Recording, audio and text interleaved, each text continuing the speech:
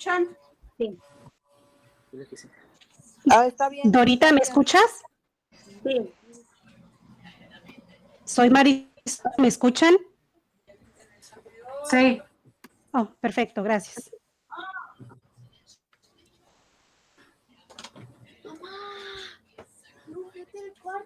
¿Me escuchan?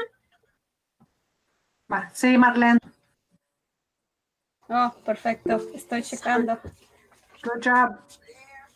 Si pueden bloquear sus micrófonos, por favor. Okay, I'm back in.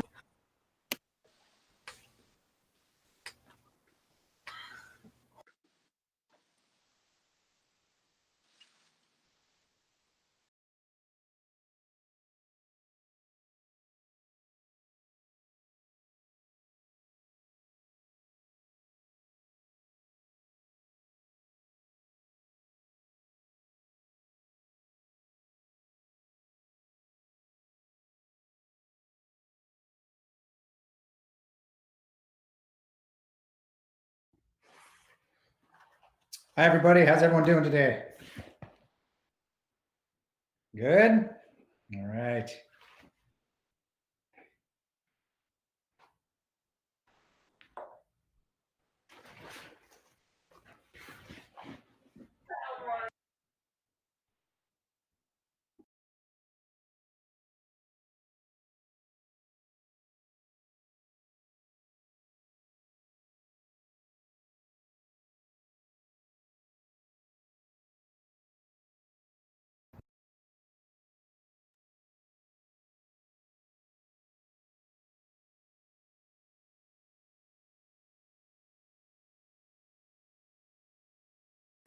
Nice hand, Andrew. Okay, I'm just looking to see that all our board members are on here. Estoy verificando nada más que los miembros de la mesa directiva estén en la llamada y ahorita comenzamos.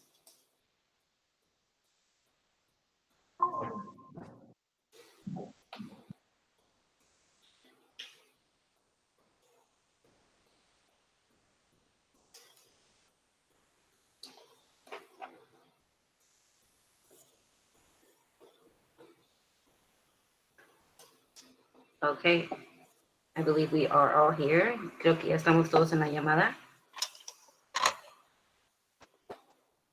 So I am opening our board meeting, board of directors meeting for June 23rd in session. Estoy abriendo la junta de la mesa directiva. And the first item on our agenda is our Pact parent report with Olga Acuña. So la primera cosa que tenemos en nuestra agenda para visitar es el reporte de padres de Pact con Olga Acuña. Buenas noches, miembros de la mesa directiva y personal pedagógico. Good evening, members of the board and staff. Mi nombre es Olga Acuña, directora de programas federales, y es para mí un honor tener esta oportunidad para presentarles a los miembros y oficiales del PAC, quienes harán la presentación esta noche. Dora y yo estaremos disponibles por si hay preguntas. My name is Olga Acuña, Director of Federal Programs. It is an honor for me to have the opportunity to introduce our PAC parents leading the presentation this evening. Dora and I will also be available to respond to questions at the end. Please allow me to introduce you to our amazing Madres Latinas. Permítanme presentarles a estas madres líderes. Comenzando con PAC President Marisol Cariño. Buenas tardes. PAC Secretary Marlene Olea. Buenas tardes. PAC Member Mónica Uribe. Buenas tardes. PAC Member Guadalupe Sánchez. Buenas tardes. PAC Vice President Laura Gómez. Buenas tardes. PAC Member Elizabeth García Romero. Muy buenas noches. And our very own HSD Family Engagement Liaison, Dora López. Buenas tardes, good evening. Marisol, you may continue. Oh, perfect. Para mí para iniciar la presentación, me complace compartir con ustedes algunos de los logros que el comité de Pact ha tenido. Como pueden ver, hemos hecho mucho este año. To begin our presentation, it is my pleasure to share with all of you some of the achievements that the PAC committee has had this year. As you can see, we have done a lot this year. La comunicación y colaboración entre los PACs a nivel escolar y el Pact del distrito ha aumentado el involucramiento familiar. The communication and collaboration between the PACs at the school level and the district PAC has increased parental involvement. Porque esta es una manera efectiva de hacer llegar la información a más padres. Because this is a more effective way to get information to our parents. Por ejemplo, la contribución en el proceso relacionado con la ley del éxito estudiantil. For example, the contribution related to the Student Success Act process. Y la participación de más padres en comités a nivel del distrito. And the participation of more parents in district level committees. Debido a la pandemia, nuestros números a nivel escolar han disminuido, pero a nivel del distrito hemos mantenido participación virtual activa de las familias. Due to the pandemic, our participation numbers at the school level have decreased, but at the district level, we have maintained active family participation virtually. Esto habla del aprendizaje de los padres en el uso de la tecnología. This speaks directly to the learning of the parents, which the parents are doing in the area of technology use. Gracias. Kelly, Thank you.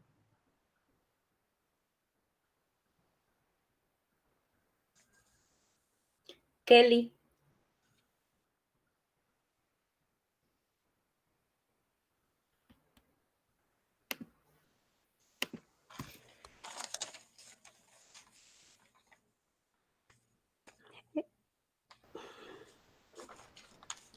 No sé.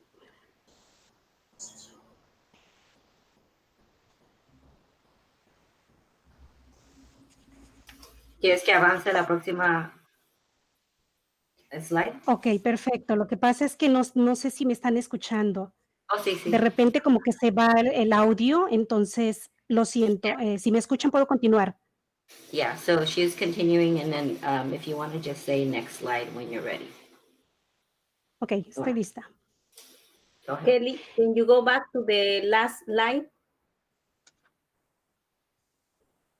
No, last one. Yeah, that one. Ay, Thank you. ay. Bueno, la siguiente diapositiva habla de actividades destacadas del involucramiento de padres. En este año escolar, algunas actividades han sido reuniones, capacitaciones y talleres virtuales para las familias. The following slide is highlighting parental involvement activities. This school year, some of the activities have been meetings, trainings, and virtual workshops for families. Algo que nos ha funcionado es el involucramiento de padres, capacitándolos en cómo navegar el sistema escolar. One thing that has made parental involvement easier this year has been teaching parents how to navigate the school system. Gracias. Kelly, Thank you.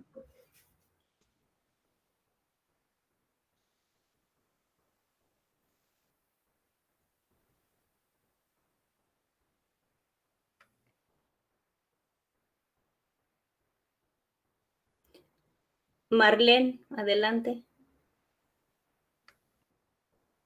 Madeline, it's your turn.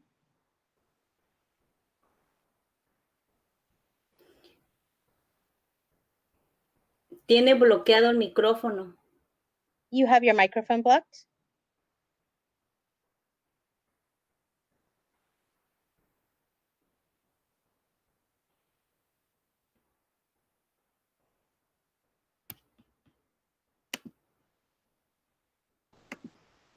Disculpen, tuve un problema con el micrófono.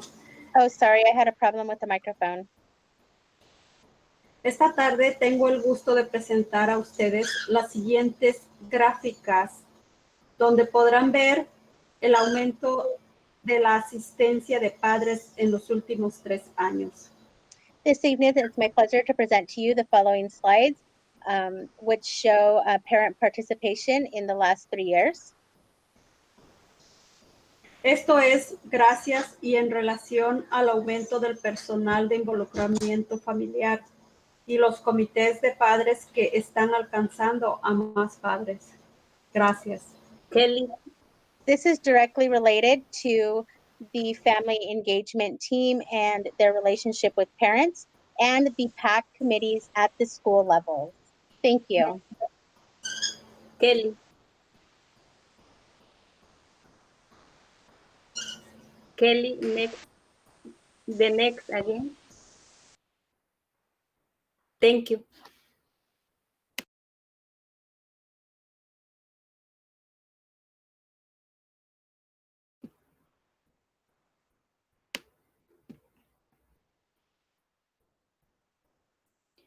Mónica,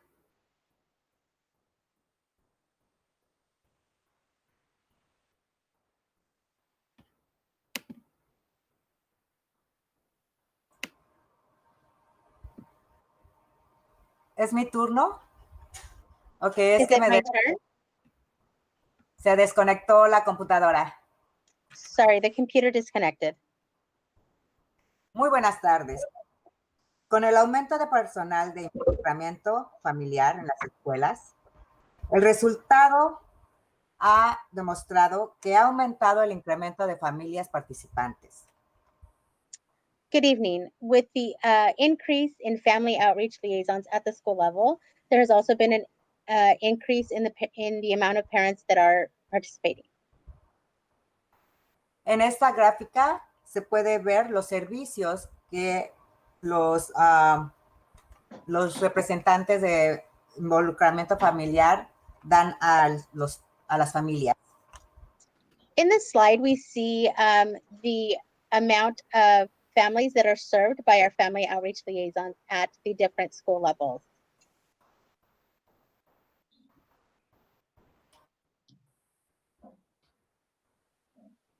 Kelly,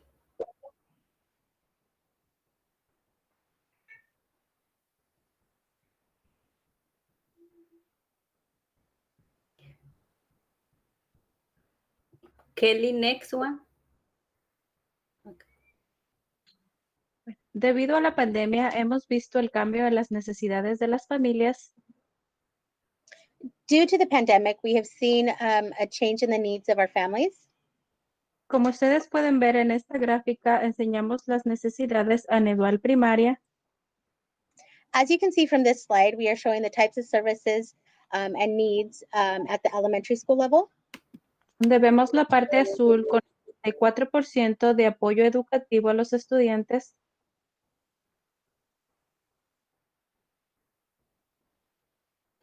Kelly, En esta gráfica podemos ver a nivel primaria In this graph, we can see at the primary level, vemos que la necesidad igual ha sido apoyo educativo con el estudio a distancia. we can also see that the distance learning has increased the need for child's education services.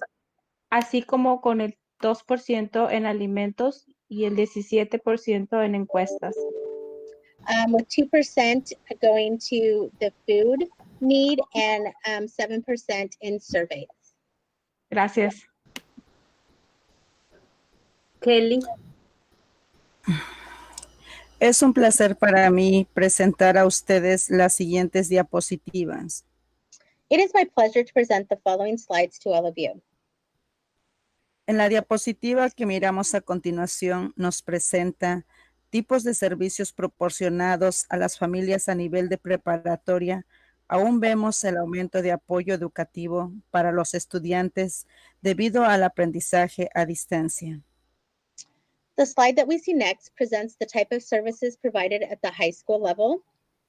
We still see an increase in educational support for students due to distance learning.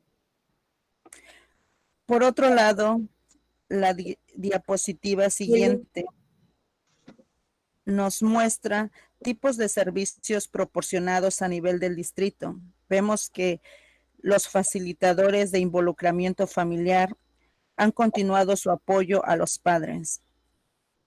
Furthermore, the next slide shows us the types of services provided district-wide, and we see that the family outreach liaisons have increased their support of the parents, con apoyo educativo y oportunidades de desarrollo profesional y liderazgo.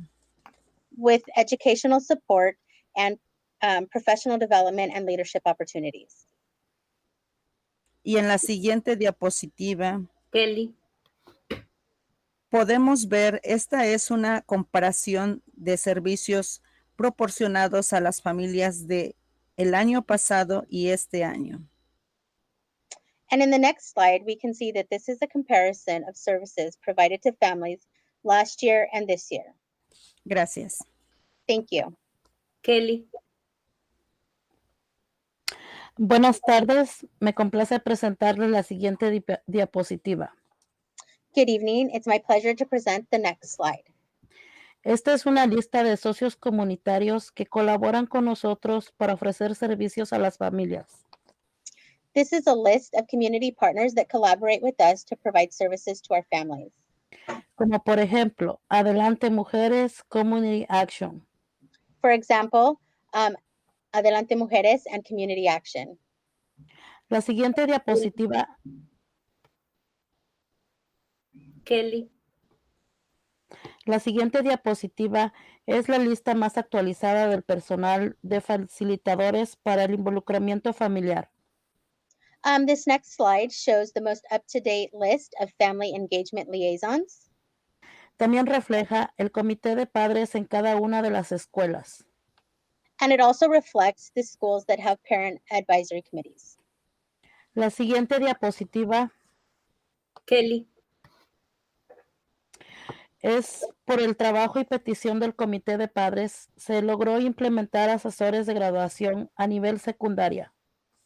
The next slide shows us, due to parent request and the migrant EL graduation coaches at the middle school level and district level, cuyo trabajo ha sido ofrecer apoyo académico individual a estudiantes del programa de educación migrante IEL. whose job is to provide individual support to migrant education students and EL students. Esta es la lista de los asesores de graduación a nivel de la secundaria y del distrito. This is the list of the graduation coaches at the middle schools and the district level. Gracias. Thank you. Kelly.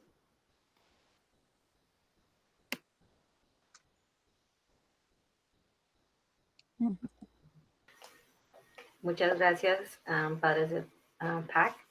Thank you to our Pact parents. I'm looking to see if any of our board members have any questions.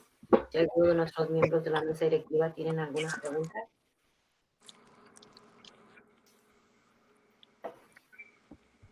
Please just type in the chat so I can call on you. Marisol. Para Okay. finalizar, dígame. Oh, sí. Marisol has a comment.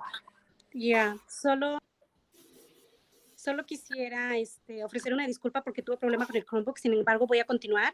Solo quiero decir que para finalizar nuestra presentación cabe mencionar que todo ha sido posible por el apoyo que hemos recibido del personal del distrito y los grupos de PACs de las escuelas en los diferentes niveles educativos que nos colaboran y nos guían para continuar nuestro trabajo como padres líderes de las escuelas, pues a favor de la educación de nuestros hijos y de nuestras familias.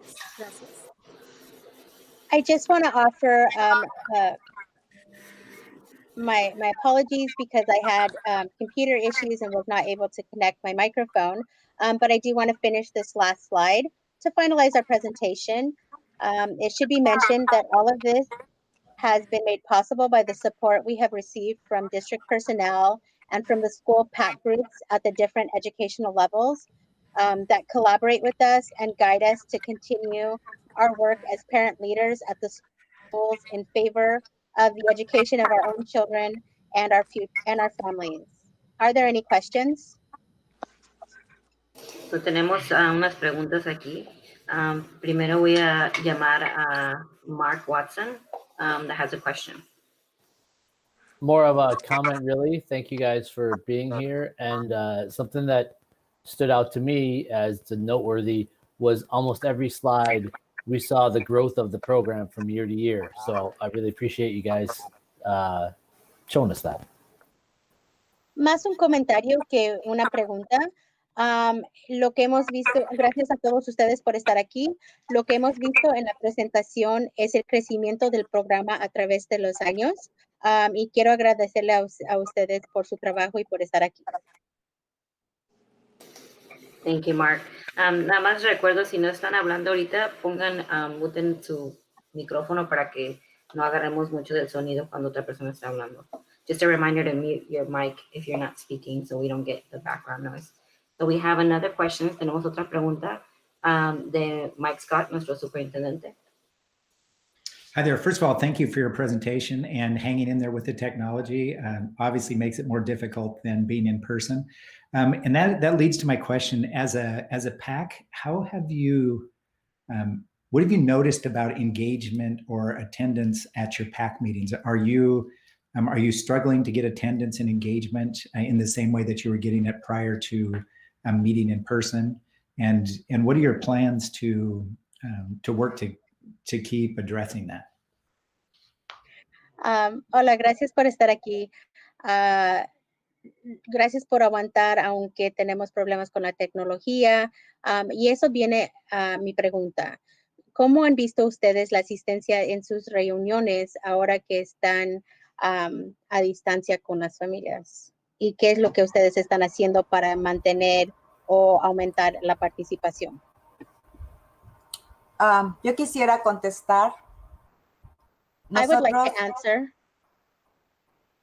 Nosotros hemos tenido juntas virtuales con padres de familia y los trabajadores de enlace han sido un gran apoyo porque ellos son los que nos tienen conectados con lo que está sucediendo en la escuela y con lo que está sucediendo con el sistema escolar. En esta pandemia, si no hubiera sido por los trabajadores de enlace, sería muy difícil tener esa comunicación y saber qué está pasando. Entonces, gracias a ellos que se comunican con los directivos de cada PAC, como decimos, cada paquito, entonces nosotros ya pasamos la voz a otros padres y los tenemos informados. Entonces, sí es un poco difícil porque no nos vemos, pero gracias a la tecnología y por emails y por messengers podemos comunicarnos con los padres. Y cuando ellos necesitan algo, se comunican con nosotros y nosotros ya nos comunicamos con la trabajadora de enlace, que es nuestro apoyo. Entonces, para el futuro, seguir siguiendo el futuro es simplemente seguir con la comunicación que estamos entablando entre los padres y la trabajadora de enlace, que también ellas son el vínculo entre las escuelas, entre la directora y los maestros. Entonces, cuando algo no está bien, con esta pandemia hemos visto que también ha faltado un poquito de comunicación con maestros y con la escuela, pero gracias a ellas, a los trabajadores de enlace, hemos podido seguir comunicándonos, porque todo esto es nuevo para todos, para los maestros, para los padres. Entonces, es la comunicación. Y entonces, el futuro es seguir comunicándonos con ellos. Es lo que quiero decir. So what I would like to say is we have continued to have meetings and, we are very thankful to the family engagement liaisons who are our link to communicating with the families and being able to have active participation. They get the word out and spread the word to more parents for us. And so everything that, we pass to them, they pass along to the families. And, it has been a great help to have them have their support in being able to reach more families. And, they are the link between us and the families, but also the link between us and the principal and the teachers. So, they have done a really great job of making sure that we're informed of things that are happening as they are happening now during this time of pandemic. Gracias. We have another question from Xian. Otra pregunta de nuestra miembro de la mesa directiva, Xian. Thank you so much for the presentation and just your incredible work. I know that the Pact model has been used as just a model in other districts, and so thank you so much. The question that I had is around the level of participation in middle schools. I noticed that over the last few years, it's either zero or very few. Is there a reason why the participation is so low in middle schools? Muchas gracias a ustedes por su presentación hoy. Yo sé que el modelo de Pact se ha usado en diferentes distritos y estoy muy agradecidos a ustedes por su presentación hoy. Mi pregunta es alrededor de las escuelas secundarias. Yo sé que en años anteriores ha sido cero o muy mínimo la participación a nivel secundaria. ¿Por qué será eso? ¿Ustedes tienen una idea de por qué se ve esos números?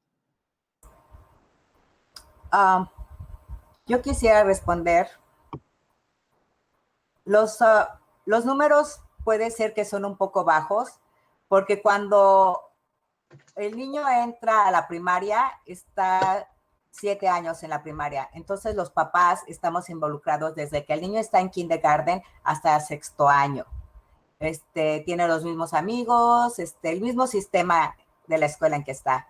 Ya cuando pasa el niño a la secundaria, el estudiante a la secundaria, nada más hay dos grados, que es el 7 y el 8.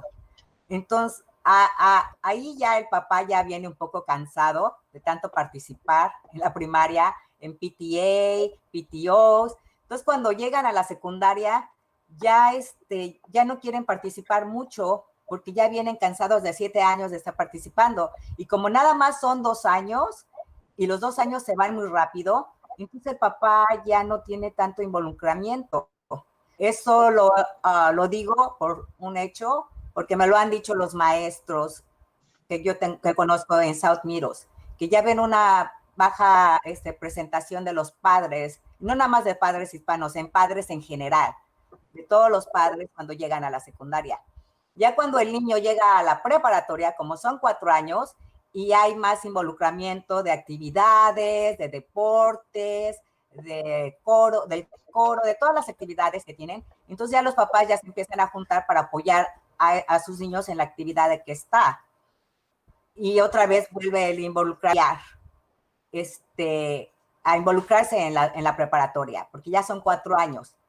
Entonces, lo que sugerimos es que tenemos que enfocarnos como padres a empezar a pasar la voz de que tienen que involucrarse en la secundaria. Y eso sería no nada más a los padres hispanos, sería a todos los papás, porque en sí toda la comunidad es que en la secundaria ya deciden, nada más son 2 años, 2 años se van bien rápido y no hay tanta actividad para el chico. Eso es lo que pienso yo. No, y aparte porque los maestros de la South me han dicho que ven eso es lo que está pasando. Gracias. So I would like to comment, and students are in school for 7 years in elementary, and parents are really involved from kinder to 6th grade. It's in the same system, in the same school. Where middle school, you're only there for 2 years, you're there 7th and 8th grade. Parents are a bit tired of, all the participation in PTA, PTO events and school from the previous 7 years. And, it's only 2 years that you're in middle school, and that really does fly by. So, teachers have also mentioned to me that this is something that they see in all parents, not just the Latino parents. And then when the students pass on to high school, there's so many activities and their students are in a lot of activities. And so parents begin to participate again in the activities that their kids are in, supporting those activities. And so, we really want to pass along the message to all parents that, we need to participate more at the middle school level. and so that they can see an active participation of us in that area as well. Thank you. Gracias. Otra pregunta de nuestra miembro de la mesa directiva, Yadira. One more question from Yadira. Buenas tardes y gracias para estar aquí con nosotros y con su presentación y la información y su participación en el Pact, porque es un trabajo muy importante que están haciendo. Mi pregunta es si durante de este tiempo han habido peticiones de los padres en el uso de la tecnología, porque a veces yo sé que la escuela sí estaba dando como computadoras y hotspots, ¿verdad? Pero a veces también se necesita saber cómo usar esa tecnología. O no sé si ustedes han oído que padres están pidiendo eso. Good evening, and I would like to thank you all for your participation and your presentation tonight, and especially your participation in our Pact committee. My question to you is in the area of technology use, have you seen that parents are asking for learning how to learn to use the technology? I know that at the school level, we're giving out hotspots and laptops for our families to use, but are parents requesting to learn how to use this technology as well? Laura, ¿quieres responder? O Marisol, o Guadalupe. Ok, está bien, puedo responder si gustan. Sí, efectivamente, los padres pidieron ayuda, pero antes de que pidieran ayuda a los padres, Pact, tuvimos nuestras últimas reuniones virtuales cuando recién apareció todo esto, y afortunadamente hasta nosotros mismos recibimos una capacitación, ¿verdad?, de cómo entrar, cómo manejar, cómo navegar dentro de este sistema. Fue un poquito complicado al principio, pero a medida que pasó el tiempo fuimos lográndolo. De esta manera se fueron involucrando más padres en estas participaciones, y si ellos tenían alguna pregunta adicional, ellos se contactaban directamente con sus trabajadores de enlace o con Dora, pero sí, afortunadamente tuvimos enseñanza respecto a esto. Involucramiento de padres también. So I'll go ahead and answer that question. Parents have asked for help, but one of the good things was, a couple of our last meetings, we had already started talking and having a conversation about doing our meetings virtually. And so luckily, some of us have already had training on how to use the technology, and we've had trainings that other parents have joined. And if they have any questions, then they can reach out directly to their family and outreach liaison for support and help in that area.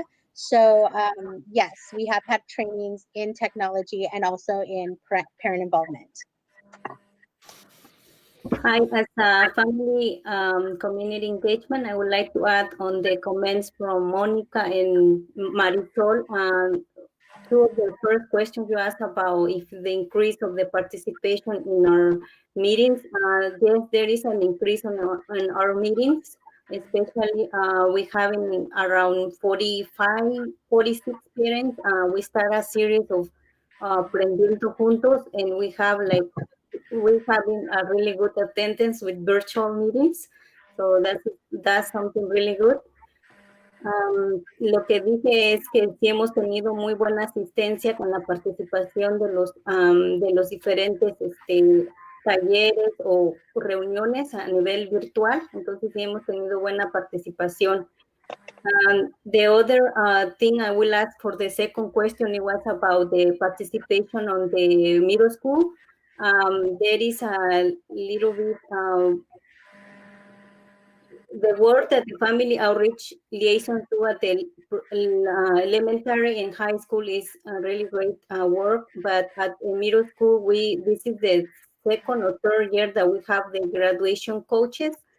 And the first year that we have graduation coaches, they focus on involvement, but also doing activities. Last year, they do activities, but this year they focus more on services to the families. So this is something that we changed. That's why you see the graphs a little bit different. So, lo que expliqué es que creo que es el tercer año que tenemos a los asesores de graduación a nivel secundaria, y este año ellos se enfocaron más en lo que viene siendo el servicio a las familias, ya que el año pasado se enfocaron en eventos, pero este año se enfocaron más en los servicios directos a las familias. Gracias, Dora. Thank you, Dora. And a comment I'm going to read from our section from Lisa Allen. She said, thank you for your time, and it's always a pleasure to learn more about the awesome work you are all doing for our community. Nuestra miembro de la mesa directiva, Lisa Allen, les dice muchas gracias por su tiempo y que siempre es bueno aprender más del trabajo que están haciendo para nuestra comunidad. Antes de seguir a las preguntas, tengo dos más preguntas de otros miembros de la mesa directiva, pero quería tocar a Laura, que acabo de ver tu comentario, si querías añadir alguna otra cosa. I just saw Laura's comment on our chat, so I want to make sure that I didn't miss her. She wanted to add anything else to her conversation. Sí, solamente quería decir, por ejemplo, regresando a lo de la secundaria, quizá muchos papás no se involucran porque solamente son 2 años y se ha visto que se han hecho juntas y no se da abasto los papás para ir a las juntas que están de high school, middle school y de primaria. Entonces ellos están pensando o se ponen en un pack que sea de high school o de primaria para así respaldar a secundaria. Por ejemplo, en mi caso, yo estoy en primaria y high school para ver qué estaba pasando en high school y para ver cómo puedo ayudar yo en secundaria. Y aunque no soy Pact de middle school, pero estoy llevando comentarios y viendo las posibilidades de apoyar a jóvenes que están ahí, adolescentes, por medio de la información que estoy viendo en high school. I just want to comment regarding, participation at the middle school level. It is only 2 years, but sometimes what happens is, the meetings coincide with each other and there's not, there's only 2 parents, so they can't go to all the meetings when they're on the same night. So, in my case, I'm participating at the high school level and at the elementary level to see how I can support the middle school level, even though I am not on a PAC at a middle school level. I know what's happening at the high school level, and I know what's happening at the elementary level, and then I'm able to, help make comments or, share the information that I'm getting with other parents so that they can use at the middle school level. De hecho, antes de que pasara todo esto, hubo una junta en middle school donde estaban teniendo algunos pequeños problemas y querían sugerencias de padres de cómo podía ser el director a los estudiantes. Entonces yo hice un comentario de que cuando un estudiante tenga un problema, ¿por qué no llamar a los papás y decir? Y yo le dije, si yo fuera directora de la escuela, yo diría, quiero a tus papás aquí y enfrente de ellos decir, estamos en un momento difícil, pero estamos para apoyarnos todos y es ahora cuando tenemos que hacernos responsables.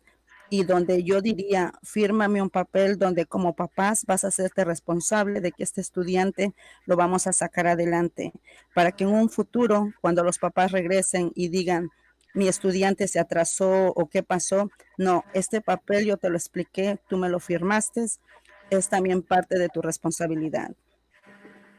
So also there was a meeting at the middle school level before this all happened, and they wanted the parents' input on how to help the principal better support the students. And I did tell them that if I was a principal, I would have the parents come in and speak with the child and say, we're all here to support you, we're all here on the same page, and and the parents to sign a contract with the child and the parent and the school, saying that they were going to support the student. And then That way, if they were to ever come back and say, hey, my student's falling behind, hey, this is happening with my student, then I could pull out the paper and say, I explained this to you. You were on board with it because it's as much your responsibility as it is my responsibility to be able to, for your students' success. Y eso es algo que me ayudó hasta ahora con mi hijo por medio de estas clases de internet, que me estuvieron llamando, hey, tu hijo está abajo, necesita entregar unas clases, y creo que sí tomó mi opinión. Es todo. Gracias. And one more thing is that something that's very much helped me during these times has been that, when my son was behind or needed to turn something in, I would get a phone call from somebody at the school saying your son needs to turn this homework in or your son is falling behind. And then I was able to work with him at home. But the actual communication and knowledge has helped me a lot. That's everything. Thank you. Gracias, Laura. Tenemos otra pregunta. We have a question from Martin. Thank you, Madam Chair, and thank you, members of the PAC. I've heard the family engagement liaisons mentioned a couple of times. Is there any feedback to the district specific to the family engagement liaison program? Gracias, Presidenta. Gracias, miembros de la mesa directiva del PAC. Yo escuché que ustedes hablaron mucho sobre los trabajadores de involucramiento familiar a nivel escolar. ¿Ustedes tienen información o comentarios para nosotros sobre los trabajadores de alcance familiar o el programa de alcance familiar?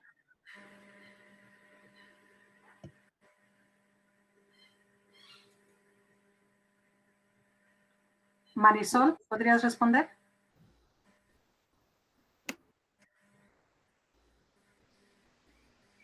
¿Podría, por favor, en breve decirme la pregunta? Could you please repeat your question in a shortened version? Any comments about the family engagement liaison program? Do we need more schools added? Is there a good match between the PAC activities and the support from the district in the family engagement liaison program? ¿Tiene algunos comentarios para nosotros sobre el programa de alcance familiar y los trabajadores que están en la escuela? ¿Necesitamos más? ¿Tenemos suficientes? ¿Hay un buen equilibrio entre la participación y la comunicación de nivel de distrito? Pues es un excelente trabajo el que nos han proveído. Claro, estamos muy contentos por la participación de ellos, la colaboración de ellos. Marinita. It is an excellent job that they are giving and the collaboration that they are giving to us and the work that they are doing with us. Pero sí, efectivamente, si fuera posible aumentar más trabajadores de enlace, porque no todas las escuelas lo tienen. Sin embargo, hacen un gran trabajo para alcanzar a las escuelas que no tienen trabajadores de enlace. Yes, effectively, it would be great to have more outreach workers at the schools that do not currently have outreach workers. They do a great job supporting the schools that do not have them, but having an outreach worker at the schools that do not have them. Los asesores de graduación están haciendo su trabajo también muy bien. El ejemplo claro está con Laura, el muchacho de Laura, ¿verdad? Que están llamando a las familias para dejarles saber cómo van a apoyar, qué es lo que van a hacer. Entonces, muy buen trabajo. Gracias. The graduation coaches are also doing a great job at their jobs. A great example of that is what Laura just shared with us and how they're communicating with the families and, making sure that they get the information and that they're able to support the families and the students. Thank you very much. Gracias. Gracias. La otra pregunta de Jackie, nuestra miembro de la mesa directiva. I'll make it super quick. So I see you have the coffee chats with the principals. I'm curious what communication or interaction the PAC has outside of the family liaisons and the migrant EL grad coaches. if there's something we can do to maybe facilitate more interactions with staff, if that's something that you think would be beneficial. My second question is, and you can get back to me on this part because it might be easier that way, is on the pie chart, it showed child education. It was a really big part of the pie chart, a big percentage, and I'm curious what that means, what child's education, what that encompasses. Sorry, I said that really fast. That's okay. Entonces, yo veo que el Pact tiene mucho involucramiento con los facilitadores de alcance a nivel de la escuela y del distrito. Yo sé que ustedes tienen cafés con las directoras y tienen interacción con el personal en el distrito, con lo que sean los facilitadores. ¿Ustedes piensan que sería una buena idea tener comunicación directa con los maestros, que nosotros pudiéramos apoyar eso para facilitar eso?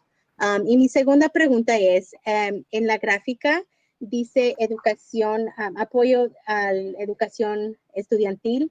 Eso es algo muy grande y abierto. Entonces, ¿qué consiste eso exactamente? Y ustedes me pueden contestar como pueden. So, this is Dorothea. I can answer the second question regarding the child's education on the chart. Basically, the child's education is all the work that the family outreach liaisons or graduation coaches did, referring to any academic support, connecting with counselors, grad coaches, connecting with the teachers, providing educational materials, Chromebooks, all that is related to the child's education. Lo que acabo de decir es que le dije cuando en la gráfica donde aparece Child's Education o soporte, apoyo académico, se refiere a todo el apoyo que estuvieron dando los facilitadores de involucramiento familiar y los asesores de graduación con respecto a conectar a los estudiantes con los consejeros, con los asesores de graduación, proveer materiales educativos, los Chromebooks, el Internet y todas esas conexiones. And the first question, Jackie, in regards to parents engaging with staff, in their in their partnership with the school system, they have often facilitated professional development trainings and opportunities for teachers and classified staff to engage with them, to learn best practices for engaging with families, to hear parents in regards to what their interests are in how best they can support their students in the schools. So through service opportunities, the in-service at the beginning of the year, and also through the various summits, professional development summits that we organize throughout the year. We invite Pact parents to participate. It's not just the district Pact, but we also have school Pacts that come and provide learning opportunities for staff. Great, thank you. Gracias a todos. Muchas gracias al comité de Pact de padres que está aquí. Les apreciamos mucho su presentación y tiempo que nos dan. Y gracias a nuestra mesa directiva por sus preguntas. So I just want to say thank you to our Pact and our members and families that are participating in all the work that they do for our district. And also thank you to our school board members for all their wonderful questions. Muchas gracias. Gracias. Thank you. So Thank you. Nos podemos desconectar si gustan. Sí, sí gustan. Our next item on our agenda is our equity leadership update with Mike Scott. All right, thank you. I wanted to take a minute and just give you an update regarding where we are with the equity leadership in the district. As you know, due to the funding situation that we find ourselves in the state, it is we made a difficult decision to not put into place the equity director position that we'd originally planned on. And so the way we're looking at this is kind of a two-phase approach here. The first phase being the 2020-21 school year for next year. And then following that, the second phase would be in the 2021-22 school year. So let me talk a little bit about the plan that we have in place for next school year. Our goals for next year include bringing more voices of the community to the table, elevating those voices and making sure that we understand those voices as well. In addition to that, we're deeply committed to building capacity among our administrative team, and not just building capacity with the administrative team, but making sure that that work is implemented at the school level and it's actually being done so in a manner that makes a difference for our students and it impacts our students' experience. So we're in the process right now of organizing some responsibilities. As you know, Saide has been the Director of Equity for several years now, and she will maintain a number of the responsibilities that she currently holds. And just to share some of those with you, some of the things that she is currently involved with, she does those district level Taking It Up trainings. She organizes the CFE trainings and makes sure our staff members are getting to those. She sits in on our expulsion, our pre-expulsion meetings, as well as our expulsion hearings and our appeal hearings. She meets monthly with the regional equity director, and she meets with those folks across the region. She meets with the city of Hillsboro and coordinates and collaborates on equity-related events. She will continue to be part of the COSA Equity Advisory Board and the Administrators of Color meetings. She's provides valuable input there. And she also, in her shared role with Human Resources, she obviously does a lot of work working to diversify our workforce and to make sure that we are more reflective of our student body. In addition to that, she also takes on a number of the if there's a discrimination complaint or if there's something relating to board policy AC, she is also involved in that. And I would be remiss if I didn't take a minute and stop and thank Saide for all of the work that she has done over the last several years. And it's clear as this work has evolved in the Hillsboro School District that we need additional assistance at this point. Saide is doing a great job, but with her full-time position in HR, we just need to provide additional resources there. So what we're doing is we have Francesca Sanapi, who is an executive director and supervisor of schools, and we're going to rearrange some of her work. And we're going to have 3 of the schools that she currently supervises shift over to Audrey for supervision, and then that will allow Francesca the opportunity to take on some of this equity work. For those of you that know Francesca, this is the work that's super important to her. She's passionate about, and some of the pluses that make her the perfect fit for this position at this time is that she is recently out of a school, and she understands deeply how to get this work implemented at the staff level, and therefore impacting our kids. So she will be doing that work. If you were to look at her responsibilities, those responsibilities would be creating a system for greater sustainability as we do this work. How are we going to sustain it? The K-12 administrative meetings that we have, she would be responsible for facilitating or the development of the professional development sessions.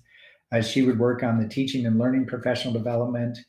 She, in conjunction with Saide, would work with the school board as we do our equity trainings. She would make resources available to schools, as well as assist in providing appropriate professional development at the school level.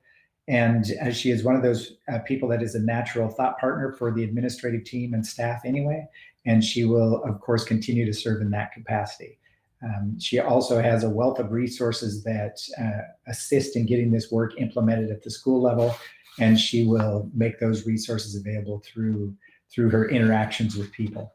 The other thing that we're focused on this coming year in the 2021 school year is that we have a number of groups that have been operating throughout the district. And our goal is to formalize those groups and to more deeply connect with that work in a team that is being led at the district level, so that work can be coordinated, aligned, and greater communication can occur around that work. That would include things like our African American family engagement team, the work with the Pact, our LGBTQ work that is happening throughout the district, and then of course Title VI, our Native American work that's being done. There's you don't hear a lot about that, but there's significant work being done there. This will allow us a more comprehensive opportunity to make sure that work is embedded in all that we do. So that really is phase one.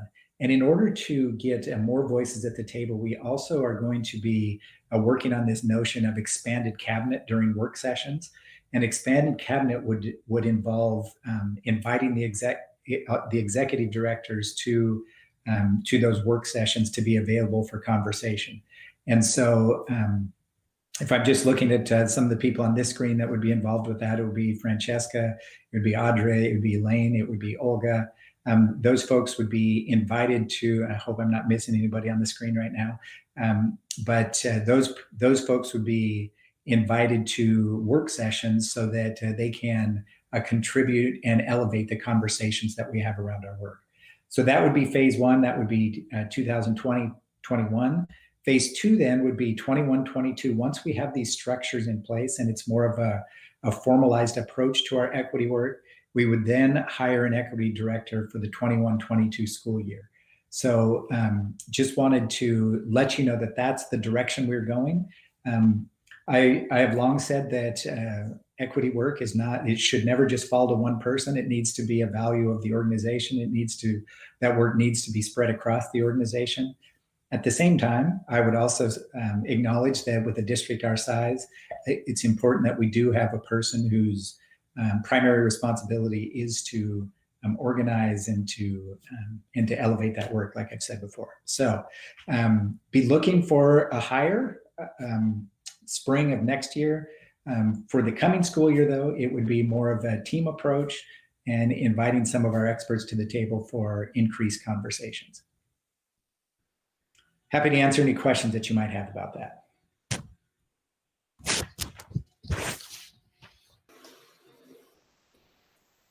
All right. Thank you. All right. Thank you, Mike, for that update. We are moving on to our next item on our agenda. Can I say something real quickly? Sure. Go ahead. I wanted to just take this time to just say how excited I am to be working in this role in conjunction with the work that I do as executive director. I understand that we do need something that's more, and looking towards moving our work forward for integration and collaboration so that we're building that capacity and we're building something that will directly affect our students and moving them forward. It's my 28th year in education, and I've taught in 2 different states and 3 different districts. And I hope to bring, and know I can bring, some background and insight to our administrators who will then bring it forward to our teachers, and also be a listening ear and voice for our students and for our staff. So thank you, Mike, for introducing it, and I look forward to hearing from all of you.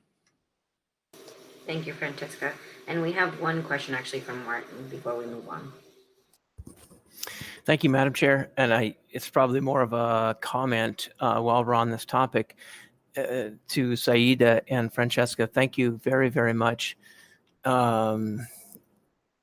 There's a lot of work to be done in this area.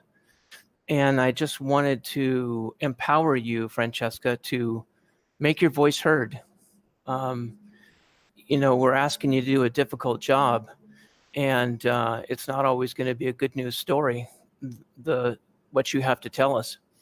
So I'm ready for that. And I encourage you and invite you to have real candid discussions with Superintendent Mike Scott and this board when we're meeting as a board, because we have to change the district. And I think we're all in it. And what we need is sophistication on this issue so we get it right. One of the things that Mike said is bringing more voices to the table.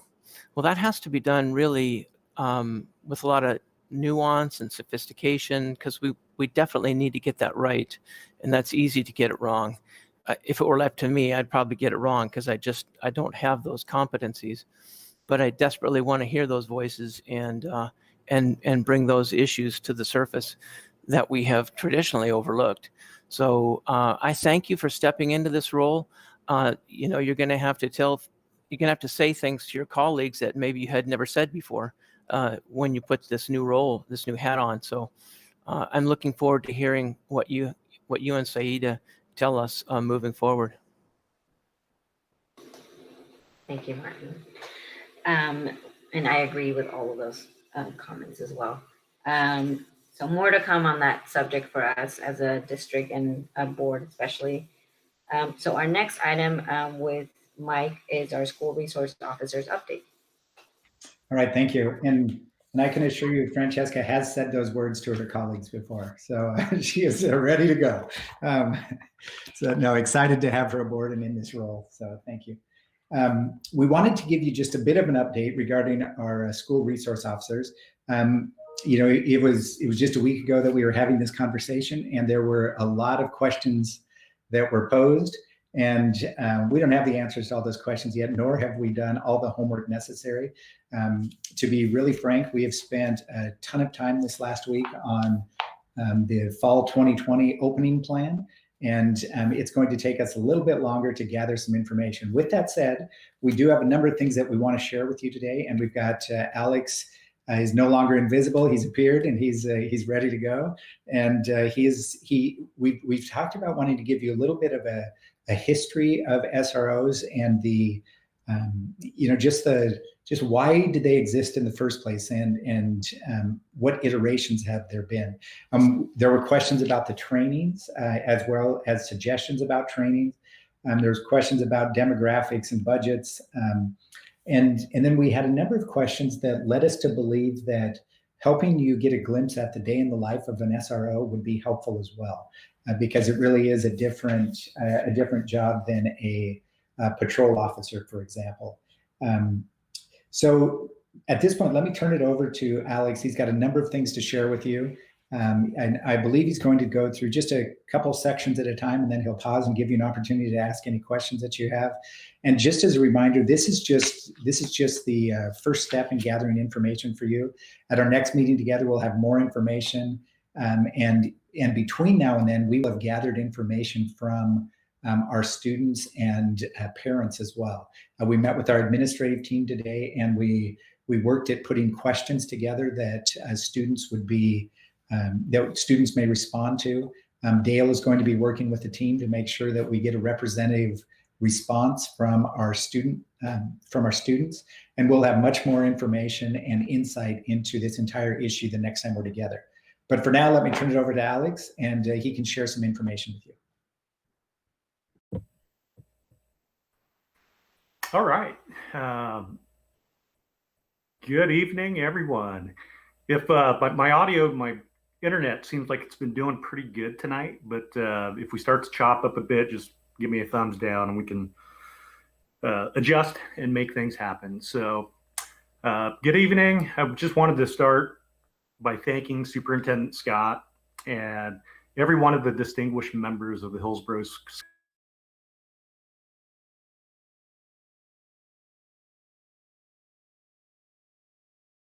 a few minutes to speak on law enforcement and the school setting. I've had the honor and the privilege of working within many facets of law enforcement, and I considered working with the students, staff, and families of the Hillsboro School District to be the most important undertaking of my career. As we look at police services through the lens of equity, fairness, and consistency, I'm excited to be here tonight to give a glimpse into the school resource officers who function in our schools and to begin this important dialogue. I know that I will only scratch the surface tonight, but look forward to the continued discussions to help distinguish what and how safety is defined within the Hillsboro School District. To give you just a brief history of what I've done, so we can have a starting point, I began my law enforcement career in Madison, Wisconsin, and I started as a police officer in 1995, and I came back to Oregon because I grew up in Southern Oregon, and I've done the majority of my law enforcement career with the Hillsboro Police Department. And now the transition to the Hillsboro School District has just been a tremendous pleasure, and I take it again as a cherished opportunity. So thank you. I've been fortunate in my 25 years to have done several assignments within both agencies. I've worked as a tactical operator, a traffic officer. I've worked in child abuse detective unit. But I think that fittingly, I've spent time here in Hillsboro as a school resource officer. That was back in '99. And I've also spent time as the SRO supervisor, supervising the 7 SROs when I was there here at the Hillsboro Police Department. So I've had the opportunity to see both sides of the program as a supervisor and as a school resource officer. I've had the opportunity to listen to the work session leading up to tonight. And I took away, I had a lot of takeaways from that. What I heard was a thoughtful, heartfelt discussion, and I heard some recurring themes that I hope that I addressed tonight. And with that, I'd like to give you just a brief overview of the law enforcement officers who work in our schools and have the most contact with our students and families, and those are the school resource officers.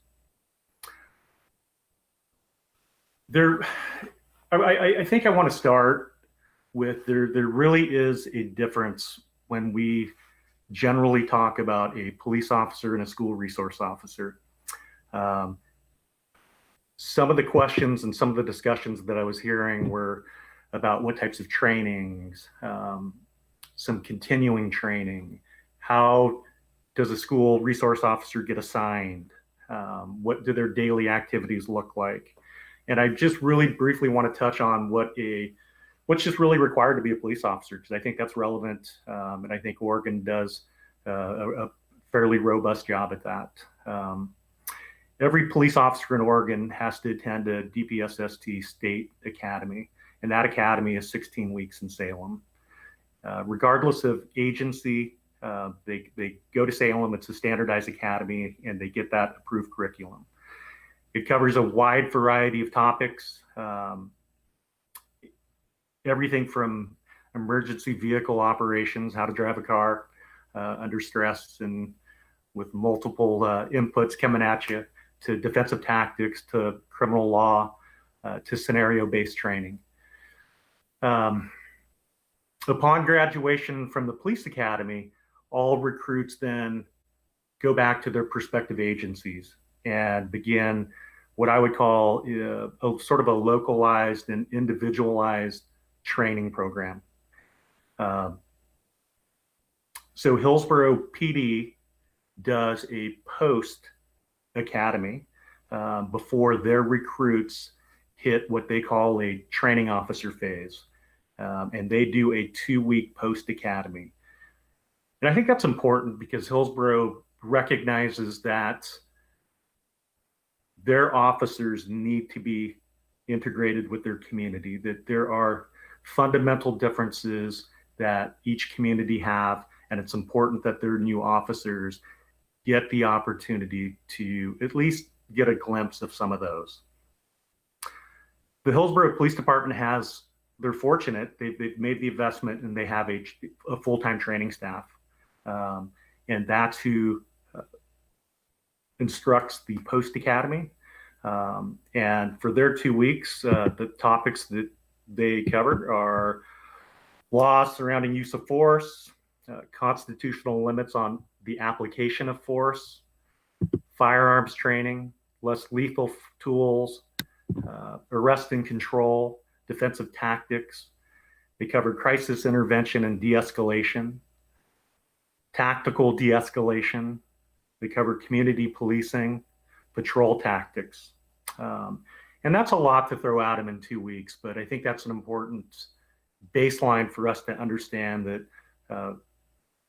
Hillsboro Police Department officers who may be in our schools get that type of foundation built in them. After the 2-week post-academy, all officers attend an additional 15 weeks of training.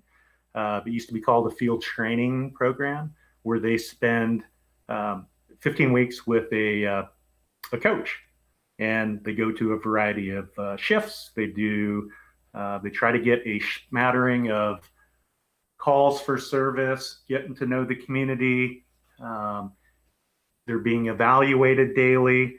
They're seeing what kind of response the new recruits give with their evaluations.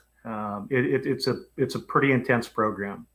And upon completion of their field training after 15 weeks, the police officers are then bound to yearly training requirements held by the state agency, DPSST. And those are 8 hours of use of force or firearms training that you have to get every year, an hour of ethics training. And then every 3 years, they have a training cycle, which police officers have to get 3 hours of mental health crisis intervention training and 84 hours of total training within that 3-year cycle that the agencies themselves sort of deem as important to them. And that is nice that it's sort of individualized to, again, their community. The state has given that power to them.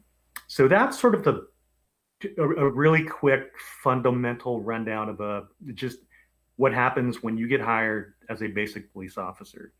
Then they're off and running. They are held to a 18-month probationary period where while they're on their own, they have to perform well. They're still evaluated. And once they get off their probationary period, they are eligible typically to apply for promotions and what we call specialty assignments. The school resource officer position is considered a detective position under the Hillsboro Police Department.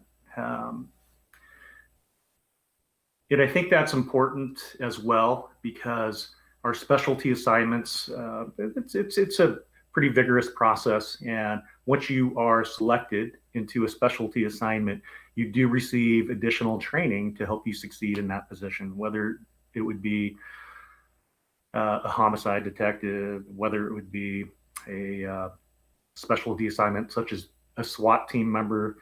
A detective goes to a detective academy.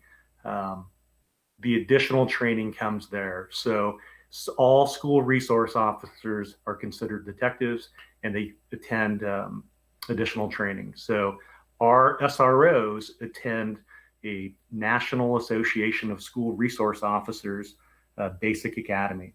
So there is an additional 40 hours that SROs attend prior to coming into our schools. So that's a lot. I think I'll take a pause. Is there any questions regarding the basic training, hiring of a police officer? I think, Alex, you were going to mention just the beginning of the program and why did this came about to begin with. Okay. And then we have a couple more questions from our board members. You bet.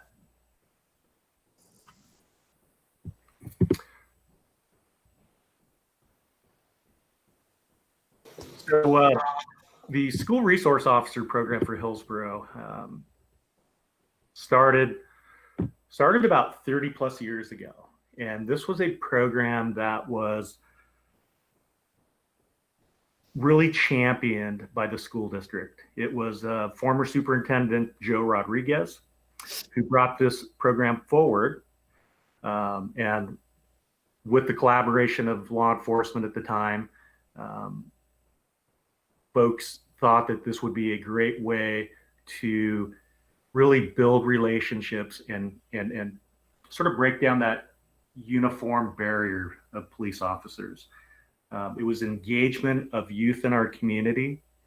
There was never a point where this was a program to get police officers in schools, and the intent to, make arrests and get kiddos into the system. The intent of the system of the program was the opposite of that. How do we break the cycle? How do we keep kids away from the system? What else can we do to minimize that contact with the juvenile system? We had some forward thinkers back then, and I think that the programs lined up. We had leadership that said, let's go for it. And the Hillsboro Police Department and the Hillsboro School District were probably on the very, very front end of having a school resource officer within the schools. And they started with 2 SROs within our schools. I will tell you that coming out to Oregon from Madison, a big consideration when I came here was really the progressive nature of our community and our police department. And the youth services program was a big draw for me. The program, since I've seen it, has had the same fundamental philosophies of this youth engagement, community engagement. It's all about relationship building. But during the years, there has been focus changes within the youth services unit. In 1999, a priority for me as a school resource officer going into that position, I knew that the educational component of the police officer was an important priority for the district and for the police department. And one of my duties was to teach the DARE program. They sent me off to DARE school. I completed that. I got certified, and that was a priority. I taught my 10 weeks of DARE. I made those. We wore sort of a lesson uniform. We turned our radios off, and it was about engaging with the kids, having that committed time, being in the schools, having that engagement, and just being a presence. And that was with the elementary kiddos is where that started. The program, after I left as a school resource officer, I would say, the focus shift that they had after the DARE time was the great time. I don't know if folks recall that we had an era where our SROs taught the GREAT curriculum. It was the gang resistance education and training, and the GREAT curriculum focused again on decision making, and they taught that curriculum. It was a good fit that curriculum then bumped up into the middle schools. And so now we had a component of, we had some elementary education, and now we were in the middle schools teaching the GREAT program. So that was a focus for a few years. And then I think that sort of brings us up to maybe a noticeable shift where we are today. And I'll call it a post-active shooter mass casualty era, post-Columbine, where I think there has been a shift to have more of a presence, a visual presence in the schools. We looked at target hardening. We looked at pre-planned maps. We looked at statistics from the unfortunate incidents that occurred around the country. And I think the trend was to do what we could do, prepare ourselves with law enforcement and in the school district to have the fastest and the best response that we could have, because we firmly believe that time made a big difference in an active shooter event. Was how do we get folks into the schools quickly? How do we get information to our first responders quickly and thoroughly, with multiple agencies responding to a mass casualty event? It was a big undertaking, and I think we've shifted a bit to tools and technology. But with that, I will say that again, the fundamental program philosophy was always, and it still has been, the student engagement piece, getting into the schools, making those connections. It's never been about the arrests and the referrals and getting the kids in the system. It's always been finding that line of how do we keep kids out of the system. Exactly.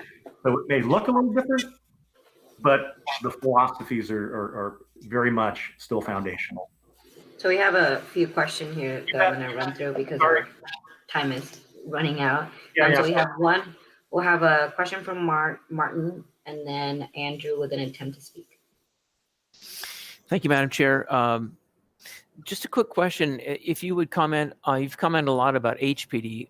Tell us a little bit about the WSCSO piece, and also if the fact that North Plains and Cornelius technically are a separate jurisdiction under contract to the sheriff, if that changes anything, does that make it clearer or murkier, or what's the whole sheriff's office and the contract with these two other municipalities? How does that change the SRO program? That's a great question. I think we are fortunate up here in the Portland metro area that the school resource officer program, again, most of that agency specifically, WCSO and HPD, all subscribe to basically the NASRO fundamentals of SROs and how they function in schools. The sheriff's office, Pat Garrett, has been an extremely supportive sheriff. The sheriff's department and the Hillsboro Police Department train in very similar manners. They interact together.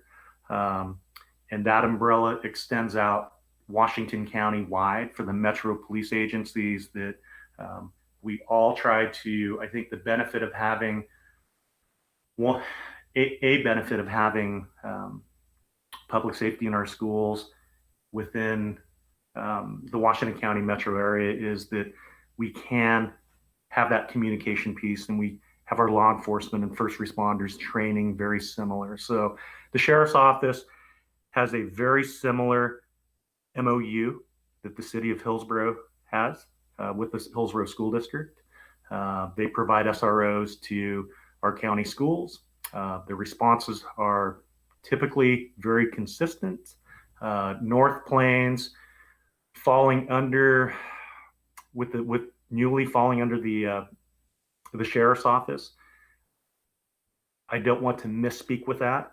I've had conversations with the sheriff's office, and SRO services are being provided by the current SROs, and they are drawing from them up to North Plains, but we don't specifically have North Plains written into the current MOU, if that answers your question. Thank you, Alan. And Cornelius? Cornelius is included under the Washington County MOU for SRO services. Andrew, go ahead with your comments, and then Jackie, you're on deck. So I have a, is this working? Okay. The mic's been pretty weird over the last few weeks, so I was just checking. I mainly have two questions. Just, do the SROs undergo annual implicit bias training?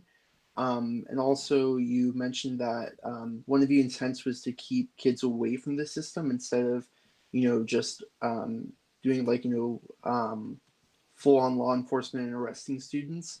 So I was wondering, how are SROs being proactive in ensuring that this doesn't happen, or how this doesn't sort of go away from how to keep kids away from the system, if that makes sense? Yeah, you bet. Great question, Andrew. The state requirements, as I mentioned, for the 3-year cycle requires bias training. So those officers do get that. And the second piece to that question, Andrew, is that the SROs really try to start with the kiddos early to avoid getting into the system later, if that makes sense. Building those relationships early on in the primary schools, I think pays big dividends in the end when it comes to the secondary piece.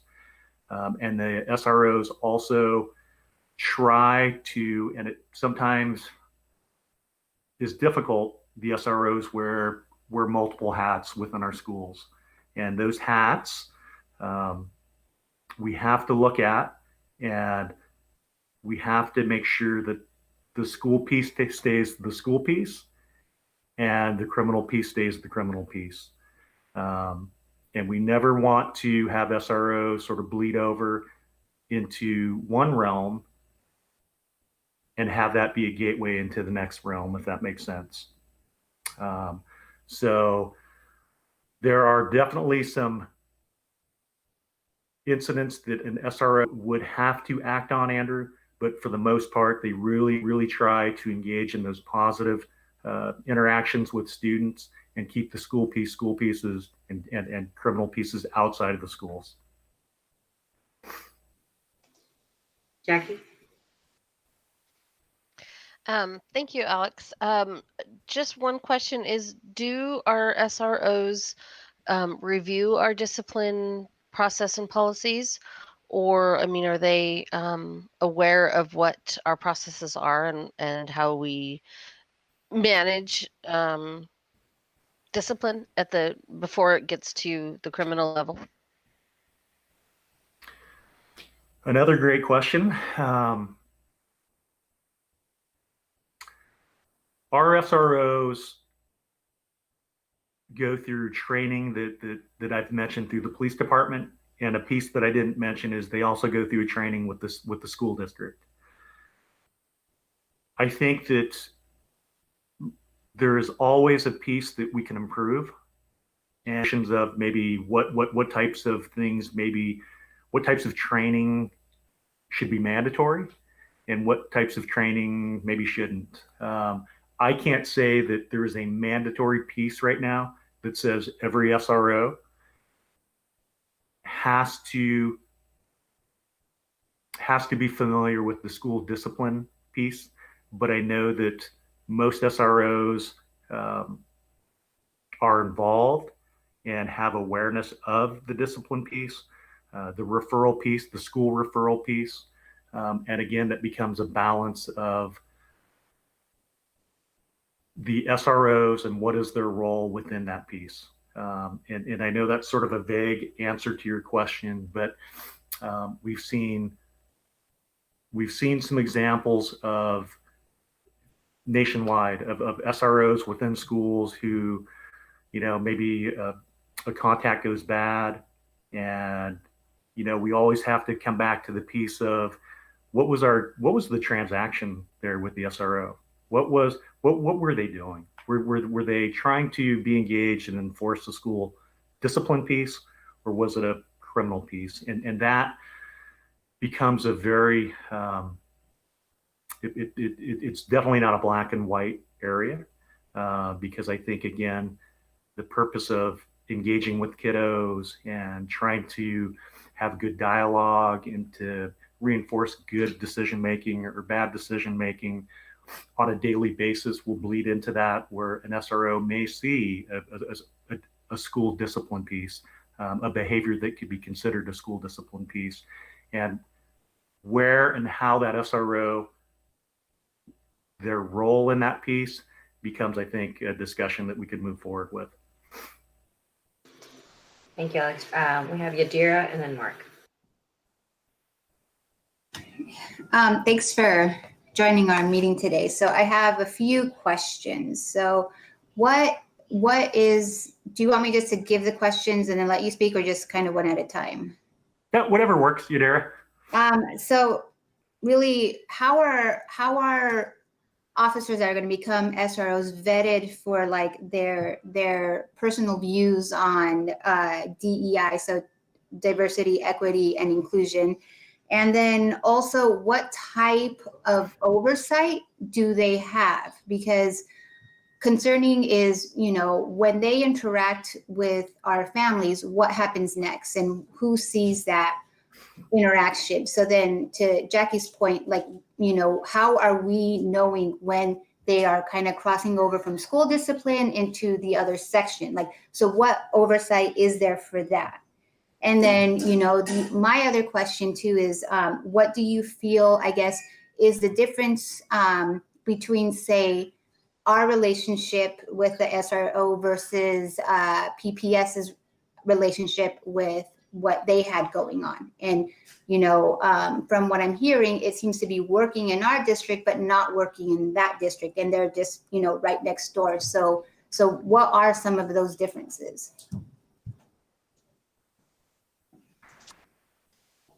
Yeah, those are great questions. Thank you, Yadira. I think that,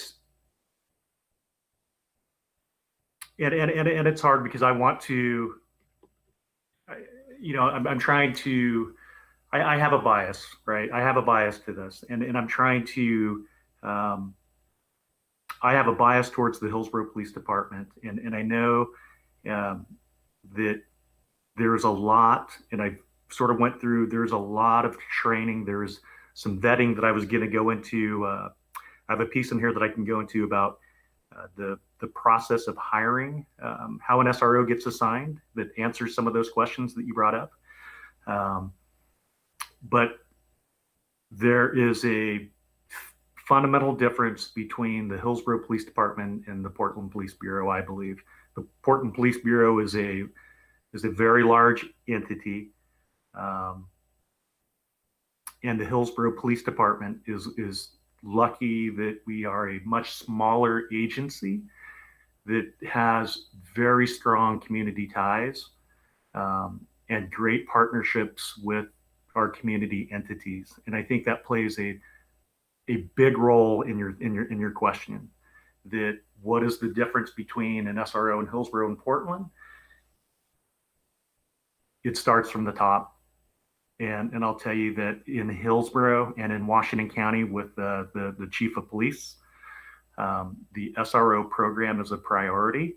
It is a priority that they service this. It's a priority that they get or attempt to get the best SROs that they can get into the program. And it's a priority that the services they provide are consistent with our community input and our school district input, our community partner input. And I just don't know if the size of the Portland Police Bureau allows that or not. But there is a lot of oversight, a lot of training that happens. And to be quite honest, we have time out here. As police officers, we have time out here. We have the luxury of time in our community that we get to build those relationships. It is different out here. It is just a different community that we get to work in, that we get to teach in, that we get to reside in. We're very lucky. So I think that speaks to a piece of why I think we are different out here than maybe another agency. And I when I came out here, Yadira, again, I think I spoke to at the start, the draw that I had when I met the chief of police out here, I knew that that's where the Hillsboro PD was where I was going to land. I just knew it. Very progressive police chief, very, very, I would categorize as untraditional.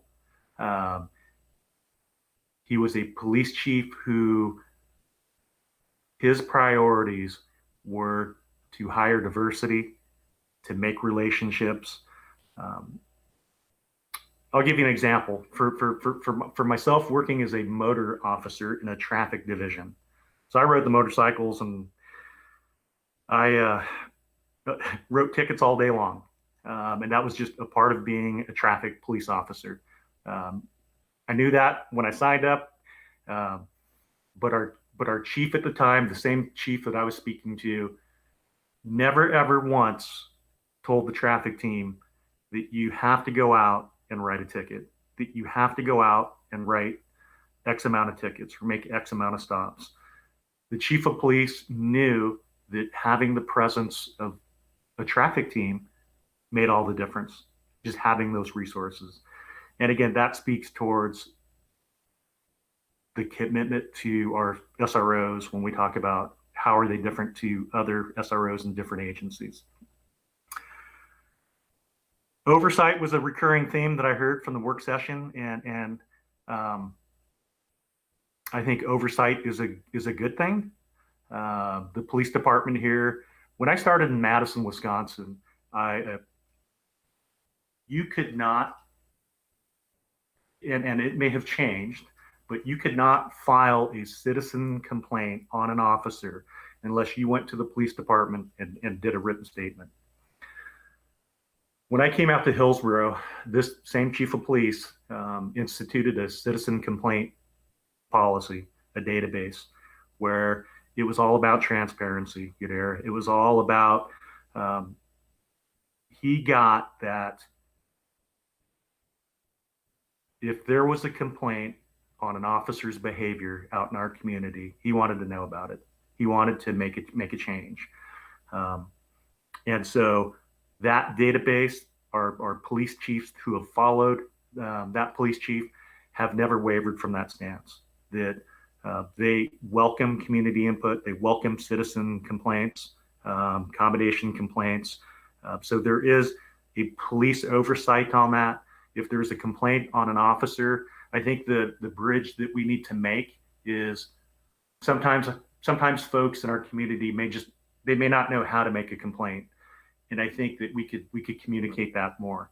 That if we have a complaint on an officer who's working in the schools, Hillsboro Police Department has a supervisor that they can bring that complaint to. That supervisor will listen to them, whether it's a email, phone call, in person, and that supervisor will give them a response on a finding. And then I think that we have district oversight that can happen as well. The partnership is so good that by all means, I welcome folks who give me a call. I think that there are administrators in each of our schools that have taken calls on their SROs by kiddos, by family, by community members. And I think those calls or those complaints, that information will work their way up the chain. But I think that oversight is a good thing. Transparency is a good thing. That if there's discussion moving forward, I'm more than happy to be involved in that. And then the officer, the vetting of the officer question. Are we running like hugely long? We are. I was just going to say. I'm sorry. I was going to go into the hiring and the assigning of the SRO, and it speaks a little bit to that, Yadira.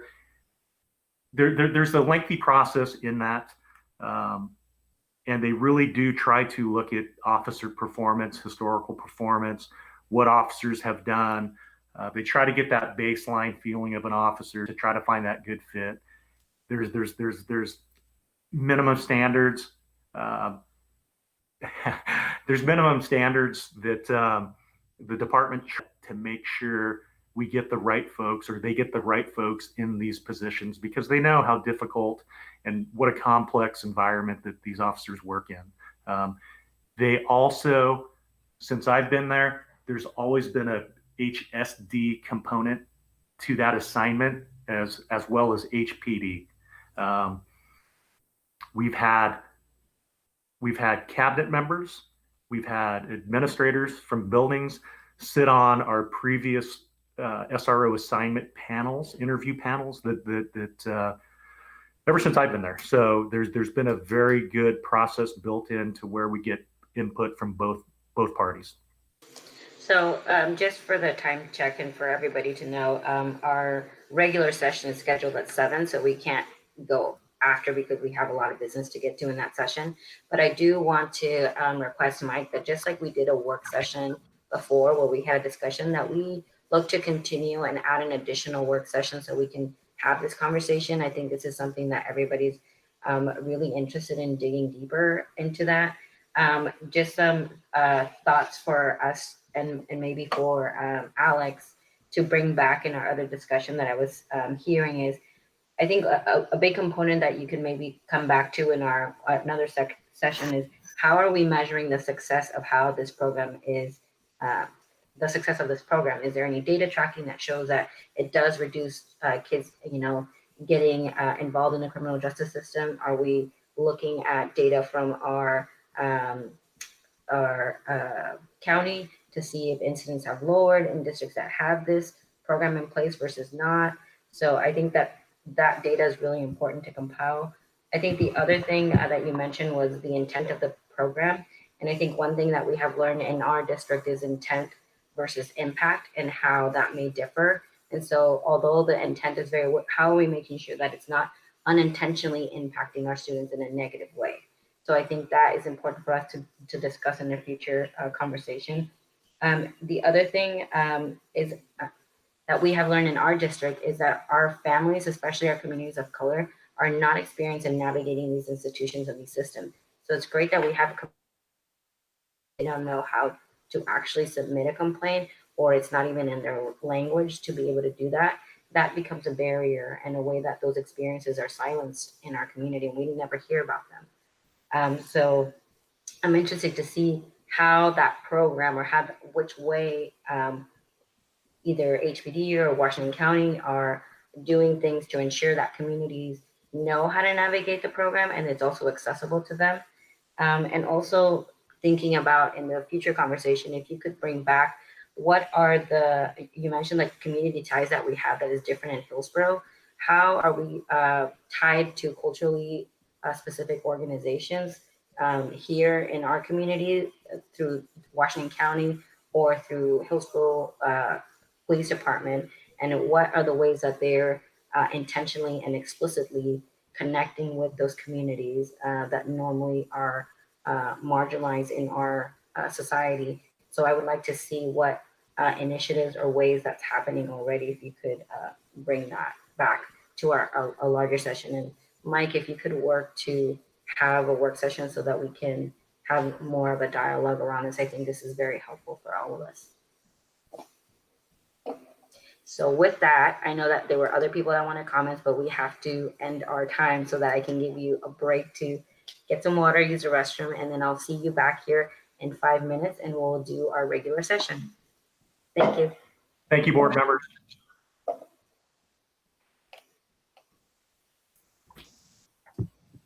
And Rose, is this still the same link that we have? Yes, we're still on the. Okay, so same link, so we can just mute and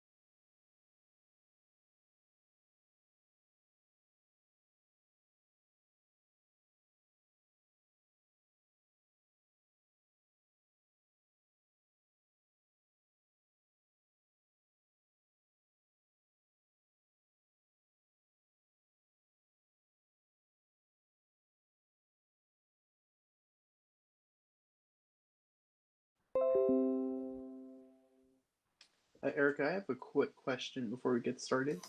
Sure.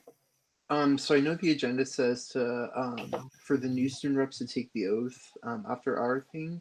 Will we still be involved in the rest of the meeting and the discussion time at the end? Yeah, I think that's fine for you to be in the discussion. We're not going to kick you out right away. And Andrew, they don't officially take their position until July 1. Sounds good. Yeah.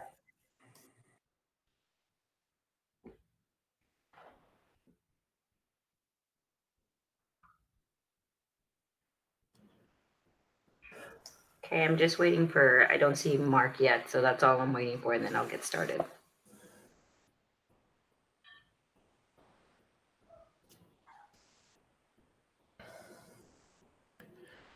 Erica, before we start, do you mind if I just make a comment? Sure. I just wanted to share with my colleagues that unfortunately, Donna Tyner's husband passed earlier this month, and many of us know Donna as a dear friend and colleague from the Beaverton School District. So,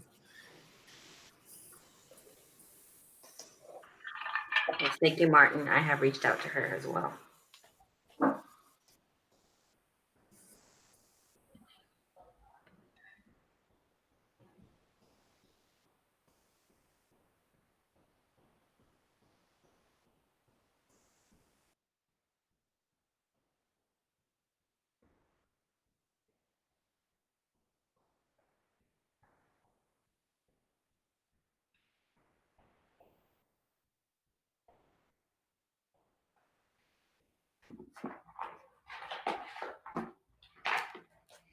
All right, I see Mark is here, so let's get started. Okay, so I am calling our regular Hillsboro School Board meeting into session. And our first order is our flag salute. So if you could all join me. I know that I'm speaking, but you can mute your mic. I'll make sure that I'll say it out loud for all of us. I pledge allegiance to the flag of the United States of America and to the republic for which it stands, one nation, under God, indivisible, with liberty and justice for all.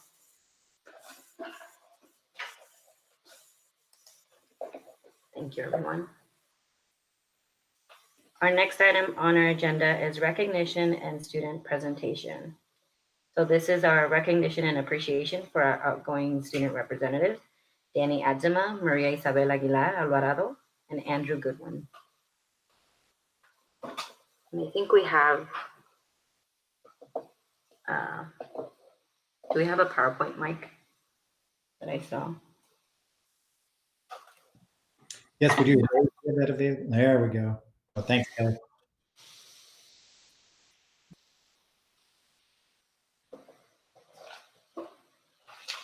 So this is a time for all of us to, I guess, have comments from our board and staff, recognizing our student reps. I just want to say what an amazing experience it has been being a board member and having student reps at the table, because you're hearing things directly from that. So I'm gonna, go ahead, Danny. Okay, so I put together this slideshow, but for almost every single time that the school board met this year, I think maybe we missed 2 or 3. Me, Andrew, and Maria have taken a photo. Usually Jackie's helped us and, held the camera, and it's been a real fun time. And so I put this together last week, and they're mostly in chronological order to the best of my ability. Some of them might have gotten a little mixed up, but yeah.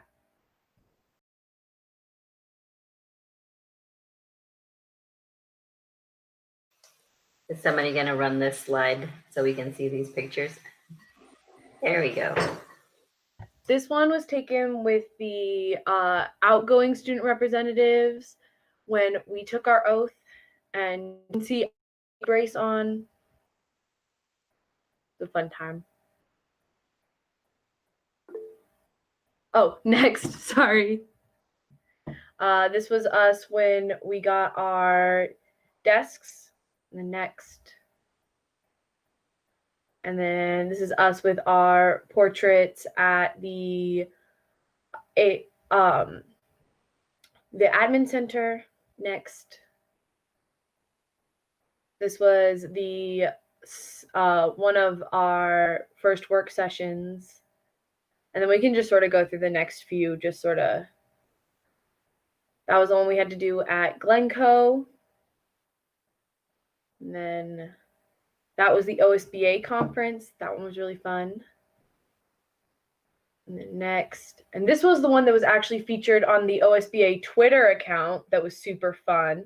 We were some of the only student reps there, and it was really fun to see that like up there. And then next, and these next few are just some from school board meetings. We can go through them.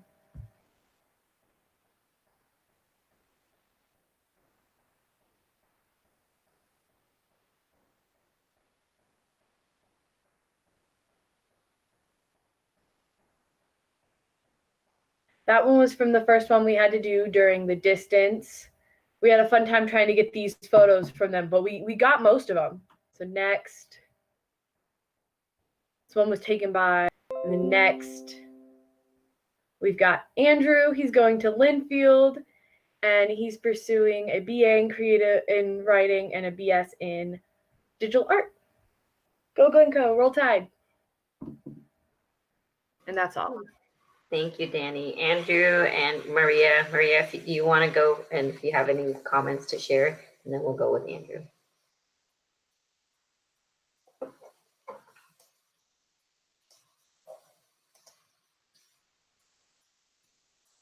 Maria, are you on here? I thought I saw you. Your mic is muted in case you're trying to speak.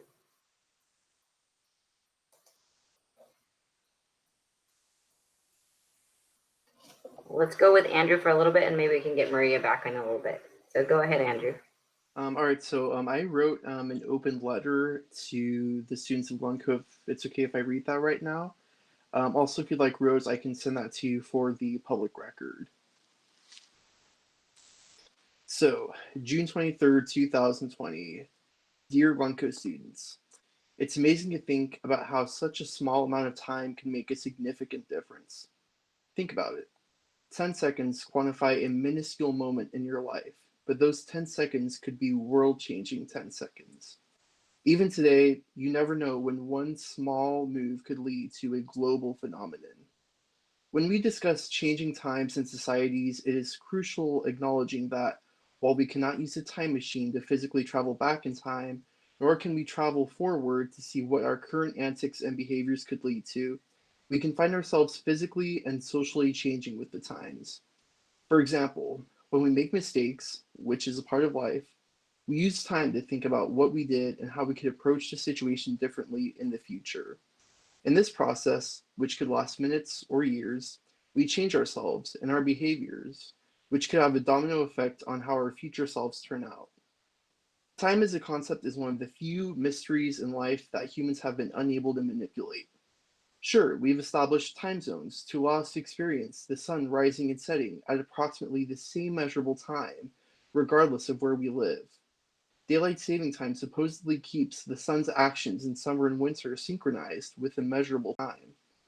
The ability to change a daily schedule could alter your habits to the point where you change your entire daily routine. But these are measurements of time, not quite controls over them. Physically warping time to allow us to travel into the past or future can only be discussed in science fiction. We could easily replace the year 2020 in our calendars with 1320, but the ability to truly venture back to the 14th century and tell Marco Polo that his name, work, and endeavors have been simplified into a swimming pool game is one that we have yet to encounter.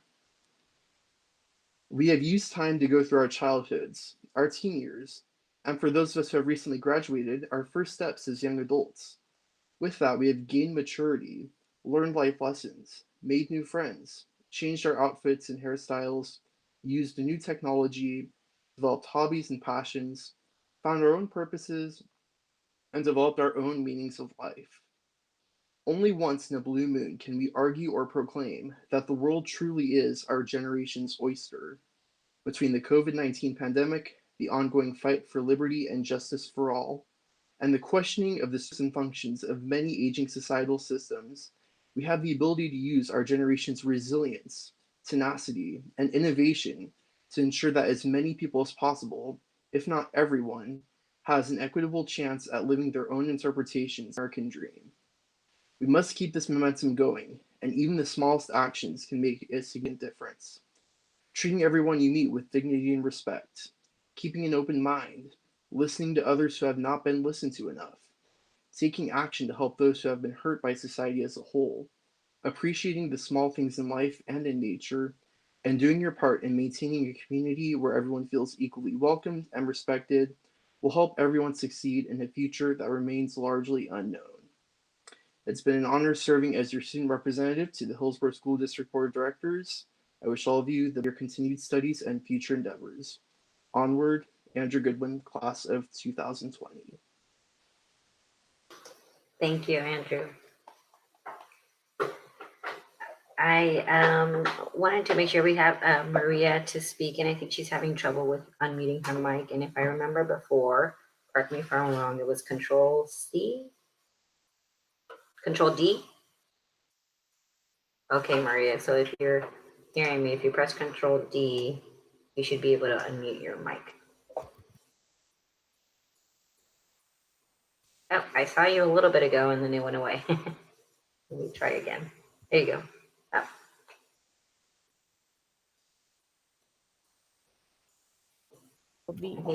There you go. Ah. Maybe you have to hold it down.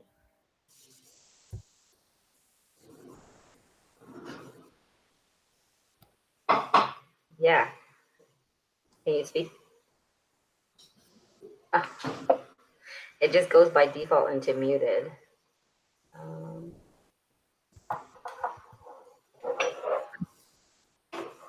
Since the administrator can mute people, can the administrator unmute people? I was asked the same thing. Yeah. Can she try calling in? The thing is, I've already done. We got you. Oh, mistake! Oh my gosh! Okay. Okay. So this was our final goodbye, but I heard that it's the first goodbye, not the final one. Correct? Is there still something during discussion time? Because I had something for discussion time, but we have discussion time at the end too. Yeah. But yes. Okay. Well, I just want to say that this was a really, really, really, really unique experience. And there's not really a word that I can put on it or how I can describe it to the next student reps or how I feel about it, because it's not one emotion that I felt with it or not one lesson that I learned from it. I learned a lot. I've made a couple mistakes with keeping my poker face. It's actually harder than I thought. I'm just grateful. And other than that, like I don't want to cry yet because I might cry during discussion time. So I'm going to try to keep this short right now. But I really do love the bond that I created with Danny and Andrew. And I love that type of bond that also led us to the community and the district itself. And so I am very excited for the coming years and the new student reps, because I do love to see this district grow, which from experience, from records that have showed this district isn't afraid to grow, and it's not scared to learn, and it's not scared to take risks, which I love and admire so much. And I just really hope that it never forgets that part about it.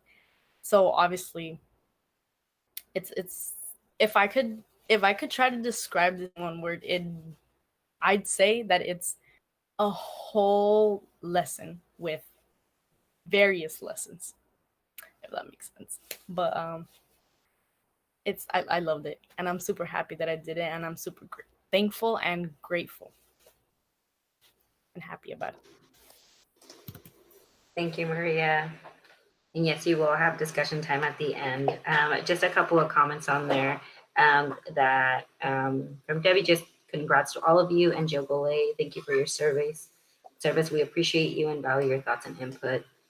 And Francesca, good luck, Maria and Andrew, and thank you, Danny. So is there any more comments or things you want to say? We also have discussion time later, I'm sure. So I'm sure that's what everybody's thinking is we don't want to cry right now. We'll wait for discussion time.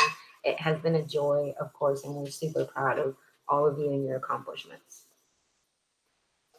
So we're gonna move on now to our next item on our agenda, which is the appointment of our student representatives to the board of directors and administer the oath of office.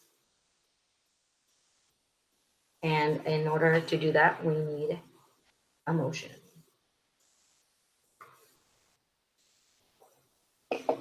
I move that the board of directors appoint Maya Smith, Ilham Ikramullah, and Devin Nill to serve as student representatives to the board of directors for the 2021 school year and administer the oath of office. Second. So it has been moved by Mark and seconded by Jackie. All those in favor, please signify by saying yes in the chat, and I will read our votes, or aye.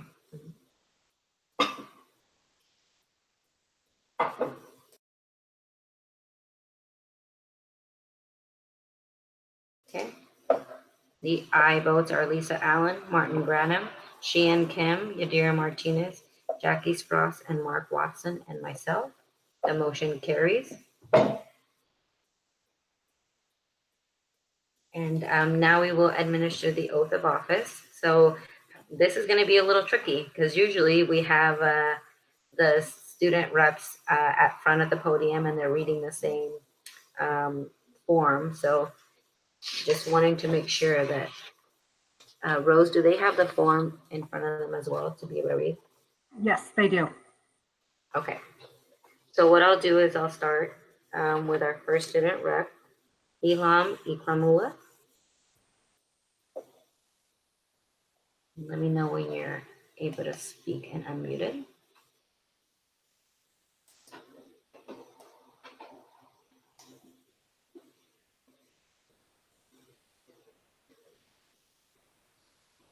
Ilham, are you here? I see you on there. If you're having trouble with the mute it as well, it was Control D, correct? Mute and there you go. Lisa got Or Jordan, can you just unmute her? See if it's working. Can you hear me? Yay! Okay. Hi, Ilham. So you were going to do the oath of office, and you have it in front of you. So normally I would just say a sentence and two, and you repeat it back. But since you have it in front of you, I'm just going to let you take it and speak on it. Okay. Is it just a sentence where it's the blank? Just a paragraph, yeah, when you say I and then your name, and then continue. So, I, Ilham Ikramullah, will support the Constitution and the laws of the United States and the state of Oregon, and will discharge the duties of student representatives to the Hillsboro School District of Directors in the best of my ability. Perfect. And then you have this document, which you will sign, and then we'll get it over into our administration. So next, I'm going to do our next student rep, which is Maya Smith. Hi, can you hear me? Yes, we can hear you. Yay. All right, Maya. So you have that document in front of you as well? Yes, I do. Feel free to read when you're ready. Okay. I, Maya Smith, will support the Constitution and the laws of the United States and the state of Oregon, and will discharge the duties of student representative to the Hillsboro School District Board of Directors to the best of my abilities. Thank you, Maya. Welcome aboard.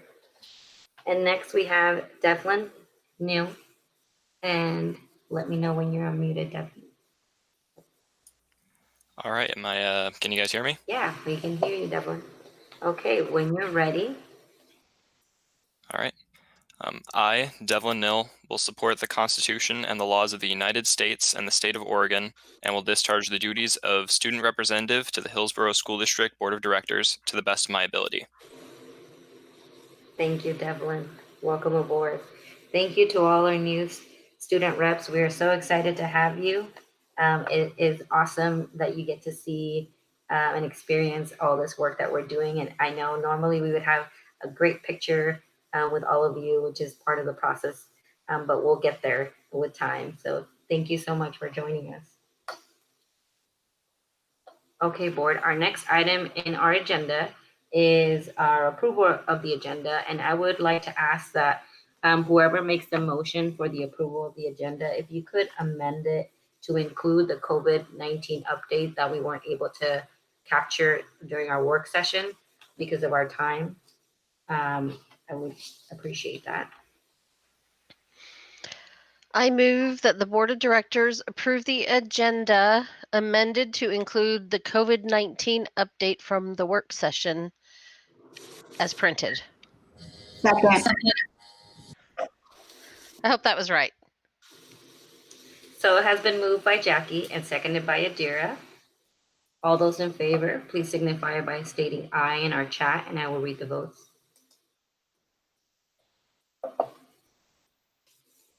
The aye votes are Martin Granum, Adira Martinez, Sheehan Kim, Mark Watson, Lisa Allen, Jackie Spross, and myself. The motion carries. So with that, Mike, do you want to start with that update and then we move into the rest of the items? That'd be great. Thanks, Erica. We do have a couple folks that are going to provide an update this evening, and we really want to do a couple different things. There, as you know, we've been planning heavily for the opening fall 2020 and what school is going to look like. You're also aware that we received guidance regarding what the Oregon Department of Ed expects from school districts as we work towards that opening. And so it's a pretty comprehensive process, and we've got a number of teams working on that. Travis and Brooke are going to go over that when we get to that portion of things. But I also wanted to let you know that Michelle has a little bit of information for you. You received an email from OSBA today. And it was talking about liability insurance. And I wanted to have Michelle give you just an update on that. We learned about this not long ago ourselves, and we've been waiting for a response from OSBA and COSA. And it looks like there is a tactic at play here. And I wanted to give Michelle an opportunity to bring you up to speed on that. Thank you, Mike. Thank you, directors. And this won't take very long. OSBA did send out a communication to all members, and in it, gave a pretty good explanation as far as the change to liability coverage for school districts in regards to communicable diseases. So basically, communicable diseases were never explicitly included or excluded from our liability coverage. And what's happened is at this point, given the pandemic, insurers are explicitly excluding it from liability insurance. So that creates a shift for us and kind of opens a liability door that's quite frightening in terms of risk to the district and associated costs with that. And so what OSBA is doing in response to the statewide potential of challenges for school districts and managing school district budgets is they're asking for advocacy letters to be sent that are requesting that the legislature enact a crisis period limit on liability for school districts that are conducting their reopening plans and their services to kids in alignment with the guidance that's been provided from local health authorities and the CDC. So that's just a quick overview of the letter and the kind of the call to action that OSBA is asking for board members to do during the short session. So it is fairly time sensitive. And I'm happy to field any questions you have about that.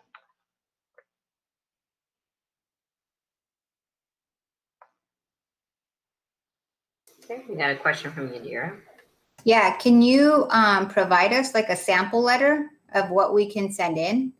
Yeah, inside of the OSBA letter, and I can forward that again to the board, is a link that takes you to a template. And so we do have that available, and I'm happy to share that. I will get that to you tonight. Okay. Mark? So if the legislature does not choose to enact this as part of the special session, the basic summary is that it puts the district at severe liability risk of having people in the building, essentially, right? Well, it opens our exposure because something that wasn't explicitly excluded from coverage before from our insurance pools explicitly excluded now. So in the event that someone believes that that their student or they contracted COVID from a school exposure, if they could trace that back or prove that in a court case, we would be liable up to the limits of the current tort law per incident. I think if there's anything to take a little refuge in, it's that every district in the state is in this same position. Those people that use PACE as their insurance provider obviously are part of this. But there's districts that also use additional or different insurance providers, and those insurance providers are not providing liability insurance on this either. So this is something that will be dealt with on a broad scale is certainly our hope. Yeah, and the advocacy letter does include a stipulation that the limit of liability would apply in the event that the district is again, implementing all of the strategies given in the guidelines for the utmost safety, which is what we're in the process of developing. But for districts or organizations that aren't following the guidelines, their risk won't be limited. Mark, you had another question? Sorry, yeah. So you sort of just covered it as I was typing in my question mark. So like, based on this, a district who is deemed as reckless could still be held liable. Yes.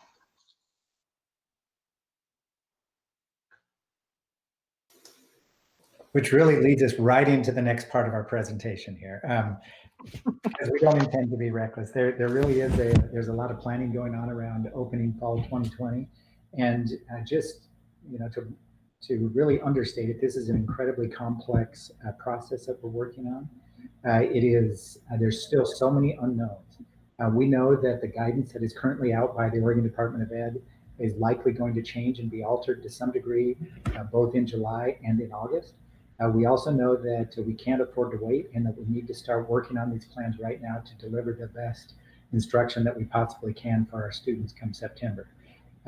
Just to bring just a little insight into what's going on behind the scenes, we are working with the largest districts in the state. There's 5 of us that are partnering, and Travis will talk a little bit about that, but just know that we're working with the 5 largest states, as well as the districts within Washington County, to make sure that we are aligned to the degree possible. Doesn't mean that it's going to look exactly the same, but it does mean that we have the opportunity to have greater insight into what's happening across the region and across the state.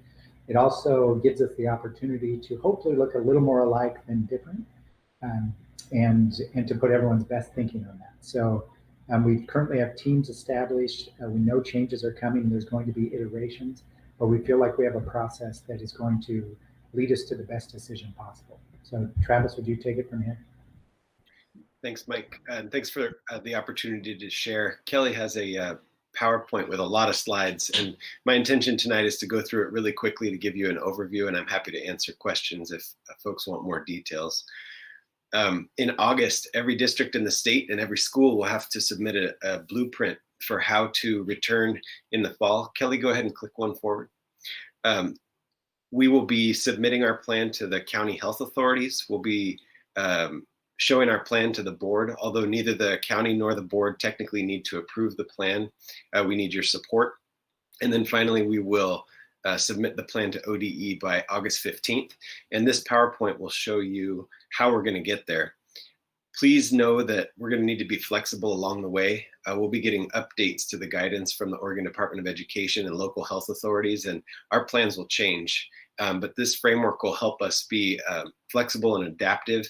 This is an iterative process, and you'll see versions of each component of the plan. So I'm going to hustle through these slides and then answer questions if you have them. So the plan consists of 8 sections. The first 3 are pretty prescriptive, and the blue ones there and equity are left mostly to districts to decide what our approach is going to be. Go ahead and click. You can see in the table of contents what the component pieces of each section are. Go ahead and click. And we're getting more clarity on these sections in future updates from ODE and the guidance. Go ahead and click. Go ahead and click. Go ahead and click. So we've got district level teams that are working together to really create what we're calling sort of the sandbox, or what is the framework for which each school needs to prepare itself. We do want to look more alike than different across our schools and across districts. And so we're going to come up with a framework that works for every school, and schools will work out the nuances, sometimes based on their facilities. What's different between a Reedville versus a Patterson versus a Liberty High School, and sometimes based on programming, like schools that have dual language programs. Sometimes their plan will have differences from other schools. Go ahead and click.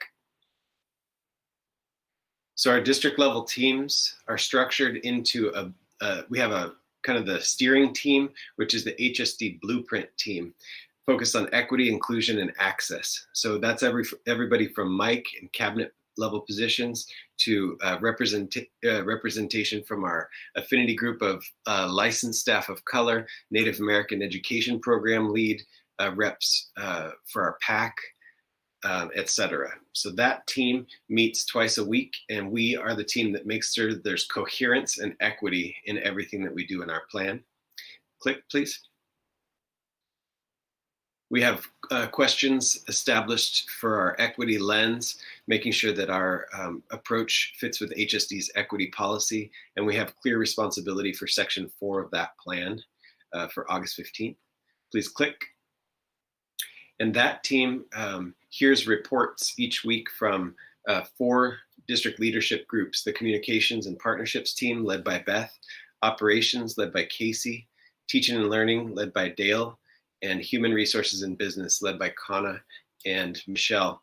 And coincidentally, as we coordinate with the big 5 districts across the state, our working groups are in these same categories, including a team that's focused on equity and coherence, which is our blueprint team.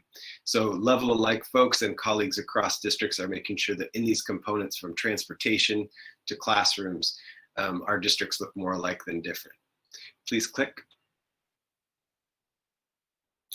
So this is a breakout. I know that board members, you have this slide deck. This just shows organizational charts under each of the categories and which things those teams will need to address. And those leaders, including Jordan, who's in multiple sections, are orchestrating a series of work groups so that we can answer each part of the blueprint and work together.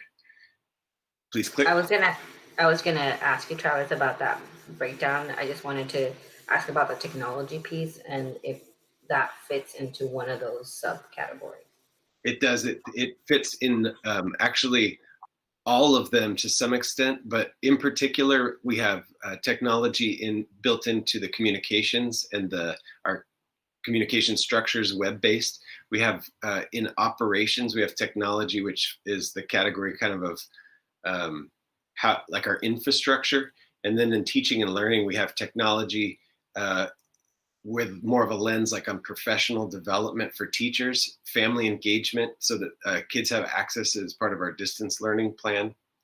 That's Jordan and Alano and Megan and others are wrapped up in several working teams because technology is part of the whole deal. I hope that answers your question, Erica. So the operations breakdown, you can see a tree of projects underneath operations. Click, Kelly, please. And then when you get into the tree with teaching and learning, there are many different areas of work. This shows a breakdown of representatives who work on our elementary plan with Fran. Please click. Secondary plan with Dale and Audria. Please click. And then you'll see real specific things called out in the guidance around response to outbreak and short-term closures if there were COVID infections in a school, for example, family engagement, technology, mental, social, and emotional health, and the leaders marked next to those. Also a PD plan for teachers and for families. Please click. So that's the org chart underneath Dale as she reports back to the Blueprint team. And many of us are involved in these component pieces. Please click. Final team is the human resources and business area, negotiating contracts, risk management, fiscal considerations, and our calendar for next year. Please click. So at the school level, principals have been part of this organizational structure as they gather their school level teams for a couple different purposes, for communication and transparency, but also that feedback loop on the district plan. And as it translates to the school level, what are the nuances at our school? How are we going to implement this plan? And how do we have our blueprint ready so that everybody knows how school will work in the fall at our elementary school or at our high school? Please click. So elementary teams are gathering these folks to be stakeholders in their process. Please click. Secondary schools have similar, but nuances like advising and graduation and on-trackness of 9th graders and 10th graders. That work continues in this plan. Click, please. So this is a timeline that was as of a week ago when I gave you guys this PowerPoint, and this has been updated since, but I'm going to go through it so you can see the scope of work in what is going to be what should take a year and a half or 2 years to plan. We're going to plan in about a month. So this is how it's going to work briefly. ODE is going to give us updates to the guidance in versions 2.0 or 2.5 or 3.1 as we go through the summer. So we need to be ready to respond to that. Please click. And then internally, we have draft dates for when principals get their workbooks and are able to do their staffing. But again, that's contingent upon the legislature and when we understand our funding picture. Please click. So this last week, we oriented our administrators. We established a website. We came up with structures and a calendar for leadership. We assembled our teams, and we don't do hot news over the summer, but we are going to be communicating out via email on our website. Please click. This week, we got into our rhythm. Each Monday, we meet in cabinet, and we meet as the HSD Blueprint team. On Tuesdays, each of the leadership core groups meets at 8, 9, 10, and 11 o'clock so that they don't overlap and they can go to each other's planning meetings. And we have school level meetings in the afternoons. What principals are doing is orienting themselves and their teams to the scope of this work and looking at their floor plans and their site maps as a first step. They'll get tasks each week and be in sync with each other. And then on Wednesdays, we have a number of working groups meeting from that org chart that you saw. And Thursdays, we wrap up the week with the HSD Blueprint team again to hear reports and apply our equity lens and make sure that our plan is coherent. And we'll get hot news-ish updates out to stakeholders, and a school board update will happen this week at this time. Please click. There will be no meetings next week for the leadership groups. Please click. And then we get back in the following week to this rhythm of the Monday, Tuesday, Wednesday, Thursday with different tasks to do each week. Please click. And this is the boring part that you don't need to read all the details. Just know that each week we have assignments. Please click. Please click. Keep going. And then structurally, this is the genius of Alano Chiliberto, who now makes us online workspaces for almost everything we do. We'll have an accountability structure where each chapter or each section of the blueprint will have a point person reporting back and giving updates. And the board, you'll have access to our a template that looks blue and ODE-ish like this on our external facing website with weekly updates in each of the sections 1 through 8. And you'll be able to feel like you understand what progress we're making. The progress will be slow at first because the big work has to happen among the big 5 districts and with the Oregon Department of Education. And then school-based work and details will come out later in July. our hope is that what we'll be able to do at the end of July is pivot toward communicating with our community about what's happening so that families can get ready for school in the fall. In the middle of July, we'll have a real robust set of opportunities to get stakeholder feedback. And we have tons of stakeholders involved right now in the process at the school-based and at the district-based level. So despite the fact that the plans will need to shift and we'll need to react and create iterations, we hope that this structure will keep us tight with each other, communication flowing and updates going across function areas so that we can keep each other in mind and make sure the plan has coherence, again, with equity at the foundation of it. So I'm happy to answer questions about this or any other aspect of what's going on with the blueprint plan. You're gonna have questions right now. I just wanted to confirm that what you're telling, like when we have a lot of community members that are asking, when will we know what the plan is first we need to get through this kind of legislative process, find out what that looks like. The big 5 districts kind of meet and talk, and in July is when they can go to our website and find the information and be updated on a weekly basis or the plan is to and this may shift because of the tightness of the timeline. Our plan is to have a template that has each of the 8 sections of the blueprint and weekly updates posted within that graphic. And so you'll be able to see that starting now. You can see the template. It just doesn't have anything populated other than it says we're forming leadership teams for the week of June 15th. Hoping to have a more detailed update after Thursday afternoon's blueprint team meeting. Okay, thank you. You have a question from Mark, Lisa, and then Andrew. Thanks. In my other, just wasn't related to the question, but since you just mentioned it, I wouldn't expect budgetary clarity that soon. It's not really coming up in the special session tomorrow. So it's not what we want to hear, but I'm just trying to tell you the truth. Trying to stay optimistic here, Mark. So 2 questions, I guess 2.5. With the academic calendar ending for our licensed staff, can you tell me a little bit or explain how we're going to keep the voice of teachers engaged in this plan? Yeah, our principals and our district leaders are offering extended contract for folks who are interested in participating. We've recruited teams.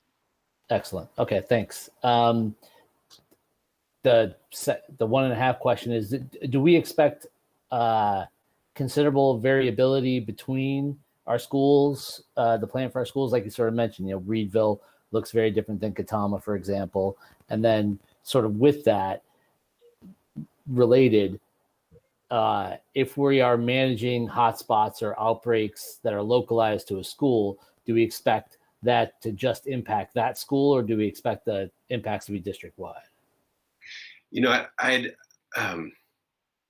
I couldn't speak on behalf of the local health authority and what they would ask us to do, but the plan explicitly calls out that each school and each district needs to have a specific short-term closure plan, which they say should span 14 to 28 days.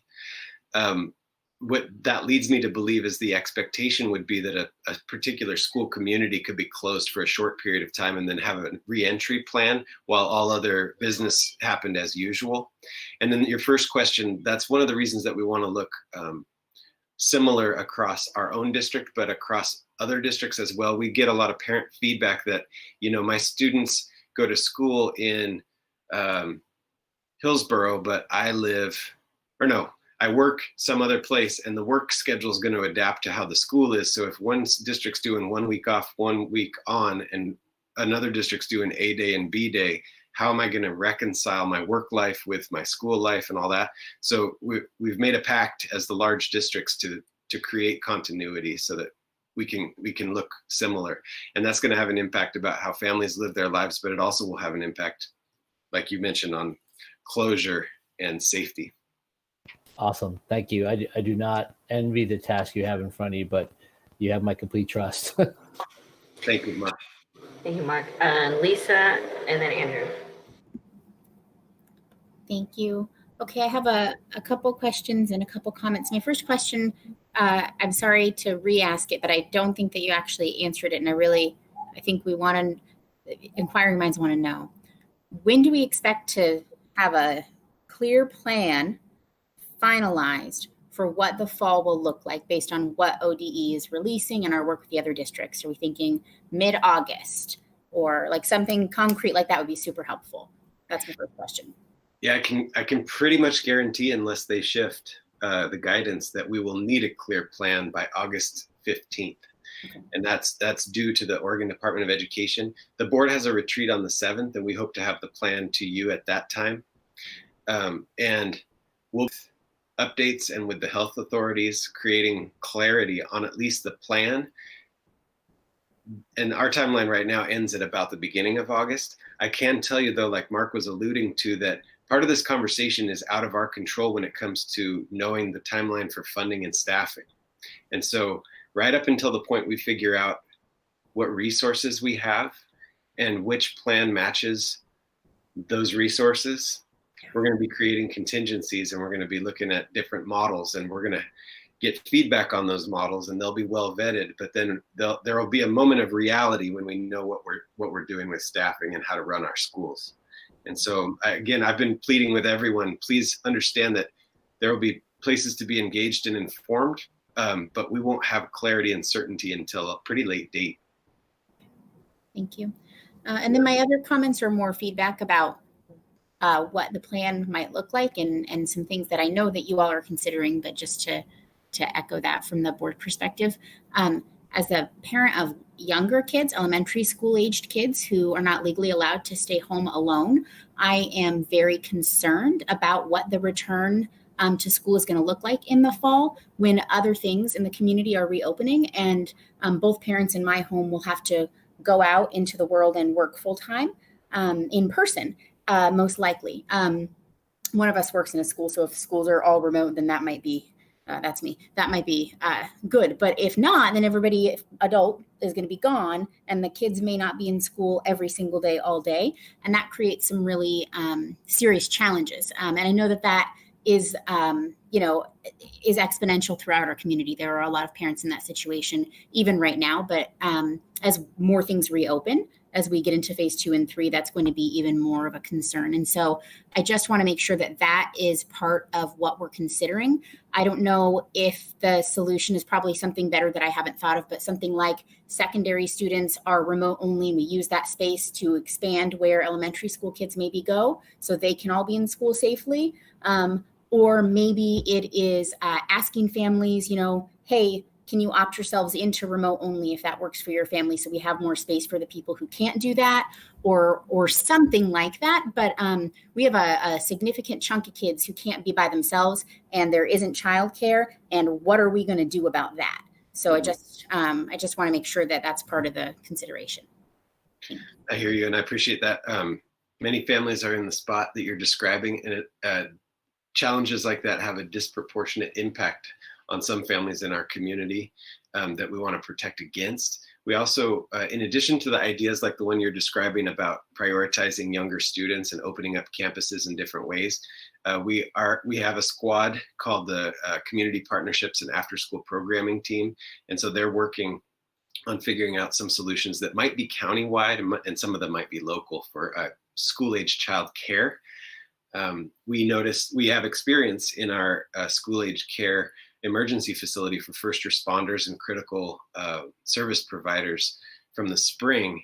And I think we've got some lessons learned, and we understand how important that part of the work is too. So those are early conversations, because everyone is starting to realize what it means when September happens, and if students are in fact in school part-time and doing distance learning at other times. So thank you for that. I appreciate that. Thank you, Lisa. And just for us to be aware of our time check, we are running behind. So we'll try to be succinct in our questions and answers. So we have Andrew and then Jackie on deck. Thank you, Erica. Just a comment that I saw the website when it first came out, the Blueprint website. I'm super glad that we're being transparent to the best, or to the extent that we can be. I imagine that the website will be updated whenever we get major updates in the plan, which I'm super excited to hear about.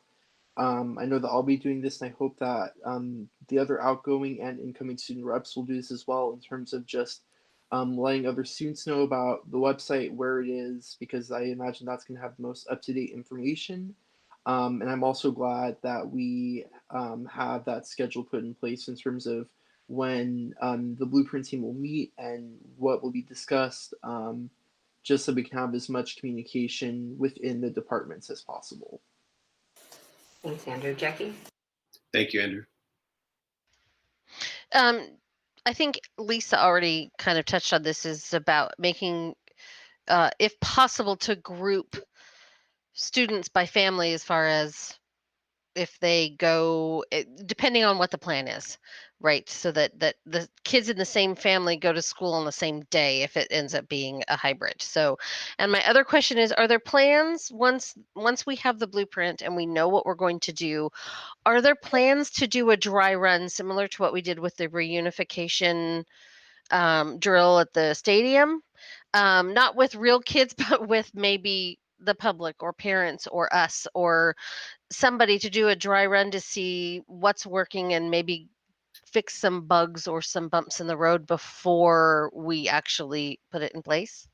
For the first part of your question, yes, there is a conversation about keeping families intact and served together. One of the easiest reasons to talk about that is that when you are facing restrictions on bus spacing and seating, siblings can sit with each other on the bus, for example. And so that helps us get more students in a bus into school. The second question, we don't currently have a plan for like a fake school day, but we will be running summer schools. Both our extended school year and our migrant summer programs will be running some in-person learning, and we'll be implementing all of the safety protocols that are required for summer school, which are actually a little more stringent than fall. But it'll help us practice things like health checks on buses, things like who wears what types of personal protective equipment. How do we help students play and learn together, physically distanced? And so one of the reasons that we're excited to do summer school is because some students need our support on ramping into next year. And the other reason is that it'll help us work out some of these kinks. So our teams, our facilities teams and our nurses are working to put together those plans way ahead of the fall because of the summer school necessity. Again, I also do want to remind people we did do a care facility at Century High School for the last couple of months. So we've also learned how to take care of students and staff there. Thank you. Yep. Thank you, Travis. And then we also have, just a clarification, our retreat is on the 5th, and then we have Danny and then Eham. Sorry, thank you, Erica. Okay, mine is sort of a clarifying question because I think I might have missed it. So if we're doing, if we're looking at possibly doing a hybrid model where some days or some students are online, some days or some students are in the classroom, my question would be, would that be one teacher for the in-classroom or one teacher for the online? And if so, how are we going to sort of facilitate that teacher having enough time paid to prepare all those lessons, and also that teacher having enough time like to both prepare those lessons and then also like still have time for themselves? Because I've been talking with teachers, just with the way that my life works out. I live with the teacher. Teachers are sort of in my area, and I know that planning the online lessons has been taking, if not the same amount, but longer than doing the in-classroom lessons. And so if they're going to be planning in-class lessons on top of that, I just see that being a problem in the long run, especially with us looking at operating on a budget deficit this year. I hear you. Great question. And both those models that you described are in play, and we don't have those details yet to offer, but I can tell you that ideas like teams of teachers teaching, and some being experts in digital and some being opportunities for in-person learning are on the table, as well as the idea that a single teacher could serve, half of students online and half in person. The workload issues that you surface are real, and the job of a teacher and a job of a counselor and a job of a instructional assistant are changing right now. So one of the things we're doing is we have Jill and Melody and Debbie in the conversation at the Blueprint team, just to provide that lens too on what is the working life of a teacher right now when it comes to serving a classroom of kids, partly digitally and partly in person, hopefully. Our plan is to create what we're calling a robust distance learning plan with opportunities to learn in person as those are possible. So Danny, your question is great. I don't have an answer for what that model will look like. Thank you, Danny. Elam, you had a question? Yeah. So distance learning became a thing like in the middle of a semester, and like, are we ever going to learn the things we were supposed to learn during that time? Because I feel like if everything goes right and we have like a straight plan, there's going to be a gap, especially for like incoming freshmen. And not only that, but like just people who are going to be taking higher classes as well. There's going to be a gap of not knowing. So are the teachers just going to have to reteach everything, or is there going to be like a time period where we just redo everything from the year before? Yeah, thank you. Elam, nice to meet you, by the way, and welcome to the board. Thanks for asking a question. We have instructional leaders right now looking at standards. I know not everyone's a fan of standards-based education in the Common Core, but one real blessing in this era is that per grade level, we have moved to teaching to standards, state level standards and national standards. And so we know what was missed, and we know which students missed a significant amount of content. And so going into next year, what we're talking about is how to go back and the standards from, say, third grade math or algebra, and making sure that we accelerate students into learning next year, scooping up what was missed, revisiting that, and making sure that we get through standards for the next year. And so I think that's going to have to do with some real creativity with our planning team in the way we build our curriculum maps for next year. Thank you, Travis and Anna. Sorry, I kind of wanted to add on to that. So would that affect graduation? Because like, I know for juniors this year, they didn't take SATs or ACTs. And not only that, but like, I know during the school year, we take like work samples and it's required to graduate. So would that affect us graduating? No, a lot of changes were made this spring to make sure that students graduated, and that has to do with grading and credit accomplishment and all those things. So those are state level questions right now, and we're getting some clarity and some guidance on what graduation requirements will be and what the flexibility is. But with what's in our control, we're going to help every kid meet the finish line. I don't see us having students not have the support they need to graduate. Thank you. All right, everyone. Is there anything else on the COVID update, Mike?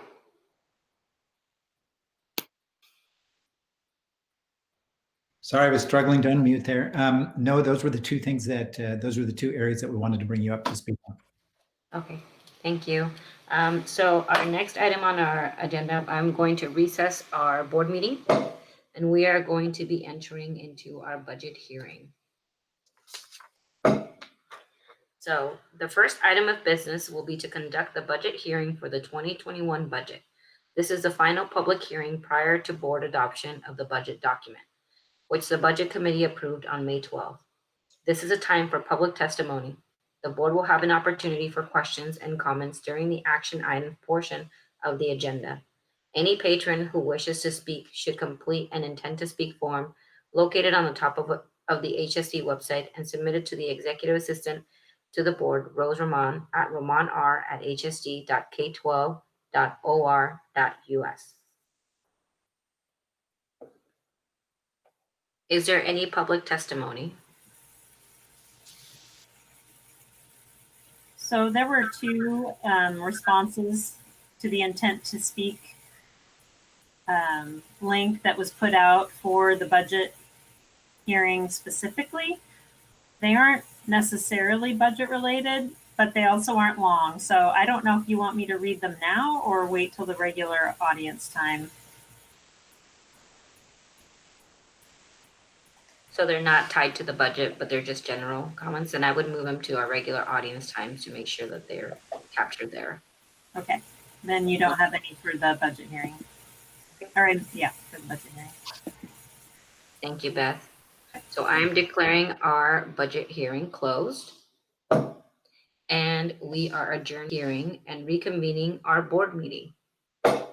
So now we have our audience time for our regular board meeting. And I'm just going to read our audience time, audience participation statement.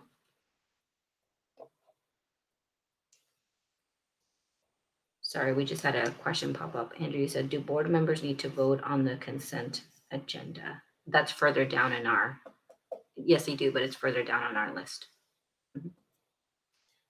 Okay, our audience statement says, public participation in board meetings is governed by policy BDDH. Visitors who wish to speak before the board must complete an intent to speak card available on the top of our website and provided to the executive assistant to the board of directors, Rose Roman. Comments concerning a published agenda item are limited to its designated place on the agenda unless otherwise authorized by the board. Comments about non-agenda items will be heard at this time. Speakers should state their name and if speaking for an organization, the name of the organization. A spokesperson should be designated to represent a group with a common purpose.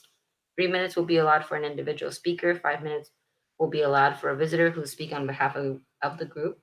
Speakers may offer objective criticism of district operations and programs, but in public sessions, the board will not hear comments regarding any individual district staff member. Commendations involving staff members should be sent to the superintendent.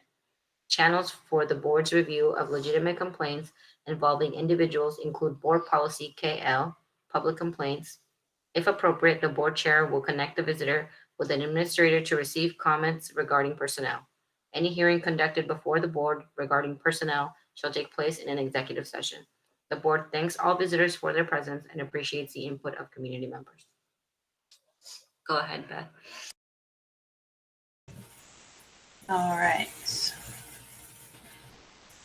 First, we have Thad Fisco, and he says that you would like to address the board about a solution to disinfecting your schools. We are reaching out to local schools to get back to school. And he adds a web address. Okay, and our second one is from Kiernan Hoggard. He is an HSD parent, and his question is, how will the Hillsboro School District adapt to ensure students are able to have ample opportunity to explore military careers and college scholarships? Will they be given time to address students?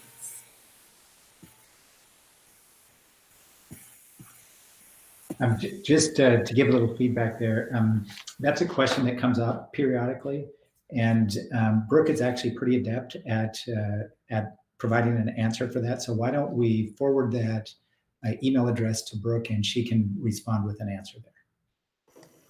Thank you, Mike. All right, fellow board members, our next item on our agenda is our consent agenda, and I'm looking for a motion.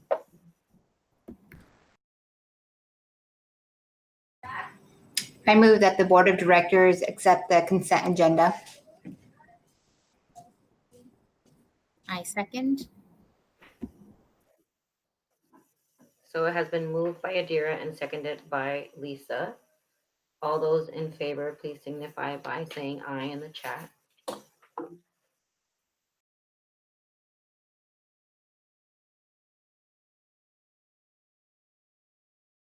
Votes are Mark Watson, Yadira Martinez, Jackie Spross, Sheehan Kim, Martin Granum, Lisa Allen, and myself. The motion carries. Our next item on our agenda is reports and discussion. And we have the budget committee vacancies with Michelle. Yes, I just want to give a thank you to both Christopher Clark and Michael Smith, who were appointed to positions 1 and 2 back in 2017. They have fulfilled a 3-year term on the budget committee and engaged in the orientation process all the way through hearing and adoption for those periods, and just want to thank them for that. We are announcing the vacancies and we'll have applications out on the district website. Due back eligible applicants will submit their applications by September 8th, 2020, and then we will look for appointment in October. Just to note that our budget committee is aligned with the other committees of the board, and we'll be looking for applicants that specifically reflect the diversity that we have in the students that we serve. Thank you, Michelle. The next item that we have in the reports and discussions is Community Curriculum Advisory Committee vacancies with Travis. Thank you. Parallel to what Michelle was describing, we have 7 folks continuing with their terms in the CCAC and 7 are up. Some of those folks will be reapplying by September 8th. We had 3 students graduate and 2 students are continuing. Jasmine from Hill High and Eduardo from Hill High. So we're looking for some students, and we'll be recruiting some students as well from our other high schools. We do a survey of each of the CCAC members. We call it a self-census, where we look at demographic information and lenses that folks can bring to the CCAC. We've done that for about 4 years now in an attempt to diversify our committee and make it representative of the community. I'll share that data with the board in a raw form in a board update, but it has personally identifiable information in it. In summary, though, the CCAC surfaced the fact that they would like more and more student voice in the committee, and that those voices have been important.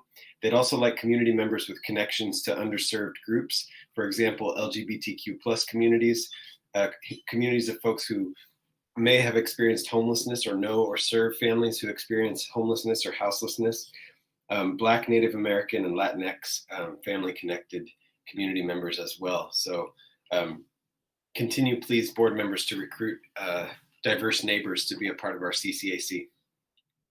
Thank you, Erica. Thank you, Travis. Let me see here. Our next item is our financial report with Michelle Morrison. Thank you, Erica. As usual, we have my monthly board, just business office update. And just most notably, I just want to really thank staff and folks within the HR department for their huge lift, engaging in the work share process to kind of balance out our furlough days over this interim period. And that's been a heavy lift, and it's a complicated program, and they've just done a terrific job on that. So that's probably one of the biggest items on there. I'm happy to answer any questions about the statistics. Ironically, you can see that our incidents have dropped way off. It's not going to impact our liability rates. I already tried. They're going to still continue to increase for next year. Also, you can see our cash flow report is current through the end of May. So not included in this cash flow are the June payrolls, which include both 3 paychecks for each classified and licensed staff, and will reflect the furlough day pay deductions. So those are some things that we're waiting to see play out as we close out the fiscal year. Happy to answer any questions and am available at any time to discuss our financial position outside of board meetings as well. Thank you, Michelle. If I don't see anybody commenting on there, we are moving on to our next item, which is our action items. And the first one is to adopt resolutions to adopt the 2021 budget and appropriate the 2021 budget, and impose 2021 taxes and categorize the tax levy. So I am looking for a motion.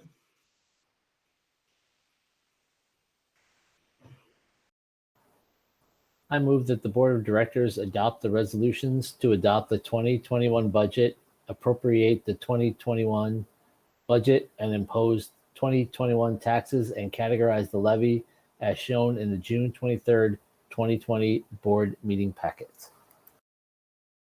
Second. So it has been moved by Mark and seconded by Yadira. All those in favor signify by voting aye or nay on the chat. I should say in favor or opposed.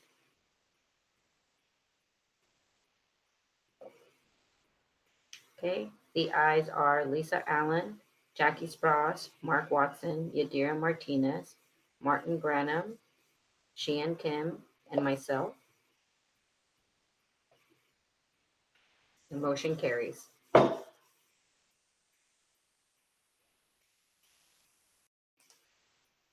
The next item that we have is to adjust appropriations, and there is a motion on your packet in your agenda. I can do that one. I move that the Board of Directors approve the adjusted appropriations for general and listed in the June 23rd, 2020 board meeting packet.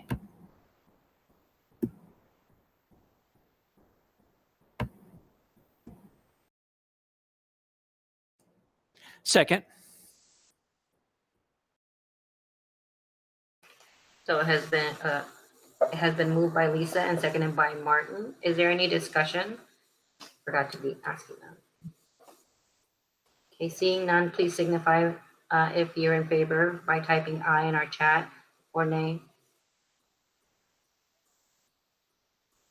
The ayes are Keith Cross, Lisa Allen, Sheehan Kim, Mark Watson, Yadira Martinez, Martin Branham, and myself.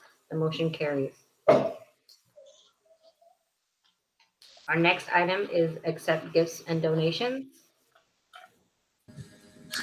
I move that the Board of Directors accept the donation of $15,000 from North Plains PTO to North Plains Elementary School to be used for reader.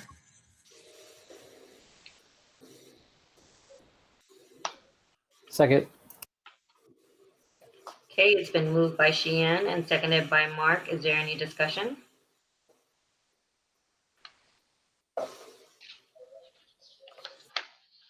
Okay. All those in favor, please signify by saying aye in the chat or nay if you opposed.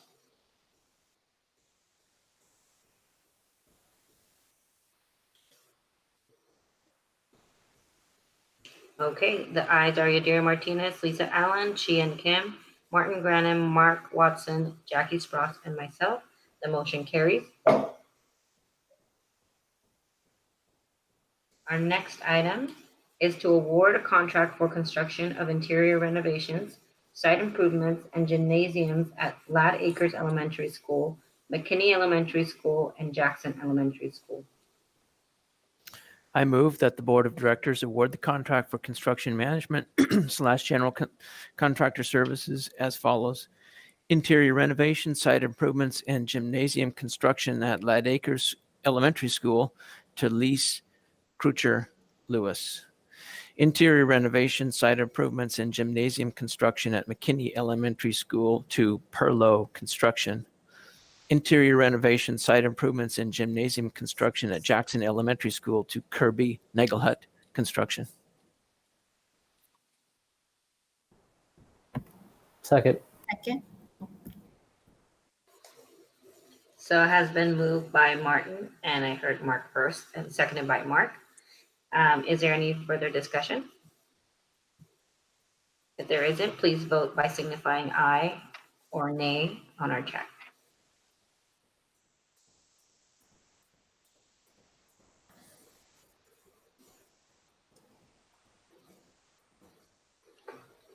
Okay. The ayes are Jackie Spross, Yadira Martinez, Lisa Allen, Sheehan Kim, Mark Watson, Martin Branham, and myself. The motion carries. Our next item is approve extension of superintendent's contract. I'll do this one. Are you ready for a motion? Sorry, I got a little excited. Yeah, no, go ahead. Okay. I move that the Hillsboro School District Board of Directors approves the individual contract with the superintendent effective July 1st, 2020 through June 30th, 2023. Second. So it has been moved by Lisa and seconded by Sheehan. Is there any discussion? Okay, there is a comment from Jackie. Mike, I just want to make sure everybody, and I'm sure everybody already knows this, that a school district is only as good and productive and transparent and only continues to grow with a great superintendent. So thank you. You accomplished all of that and more. Thank you, Jackie. Thank you, Jackie. I also just want to mention that this is a journey that we're on, and I am really happy to have Mike and Martin. We've gotten really close in our vice chair and chair positions and learning a lot more of what it takes to run a district, and it's a lot. So we just thank you so much for your commitment to our school district and your continued work, and we look forward to all the changes and growth that are to come. So thank you, Mike. All right, so all those in favor, please signify by voting aye in the chat.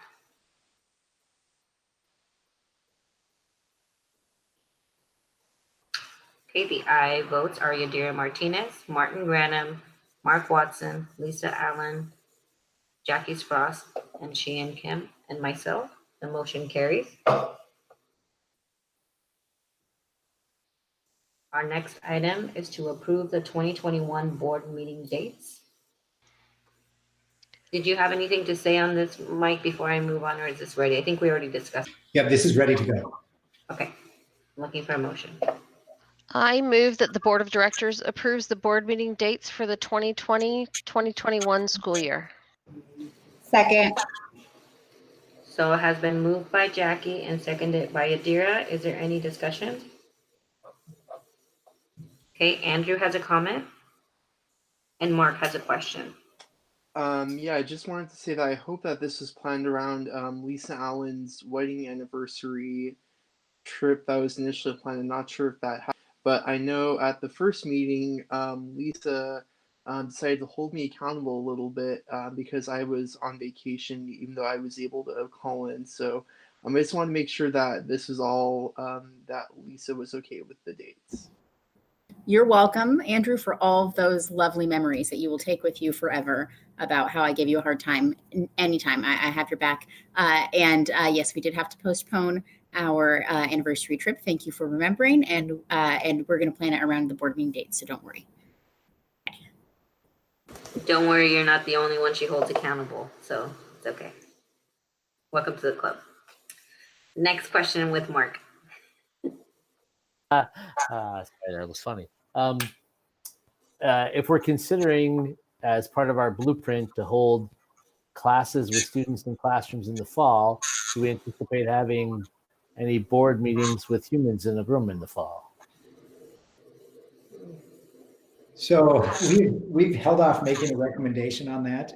One of the things that we're kind of hanging our hat on just at this point in time is that the governor had school activities until June 30th.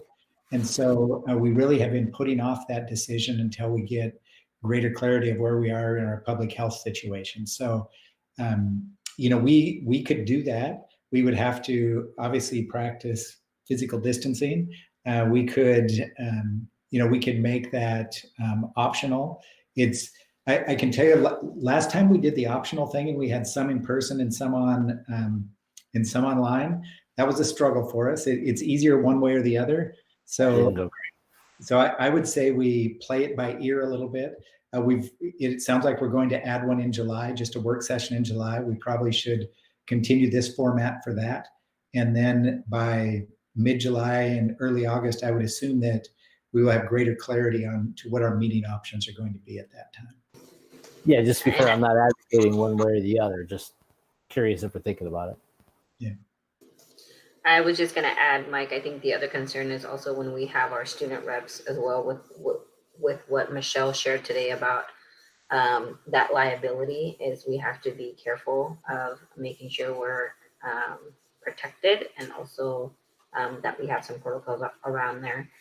In regards to our retreat that we have coming up in August, I just wanted to advocate that we find a space where we may be able to be more in an open area that's like covered.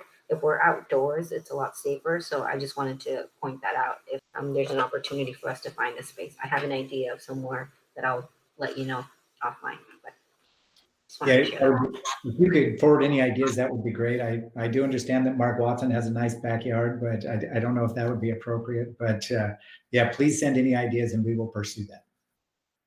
Okay, thank you. All right, all those in favor, please vote by signifying aye, or opposed nay on the chat, please.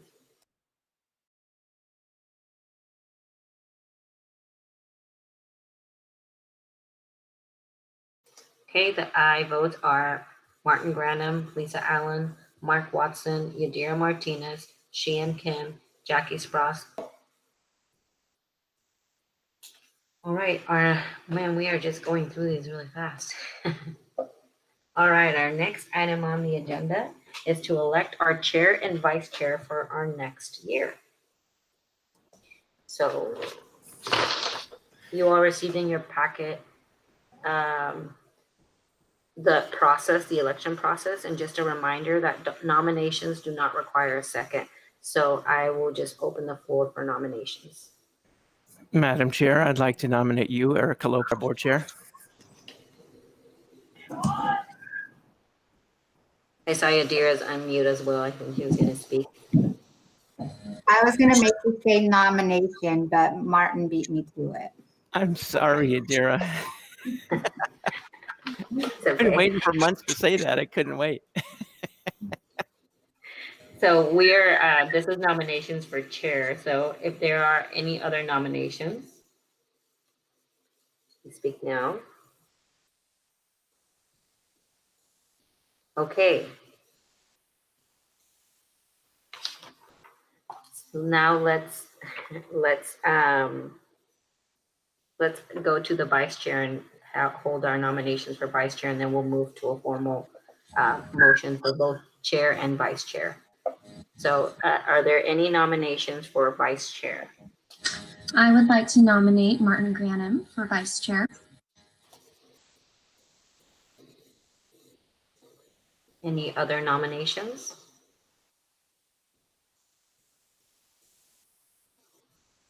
Okay, so I'll need a motion to close nominations now that we have. I move to close the nominations for board and vice chair, chair and vice chair positions. Second, if you need one. So it has been moved by Yadira and seconded by Mark. Nominations are closed. Please signify by voting aye.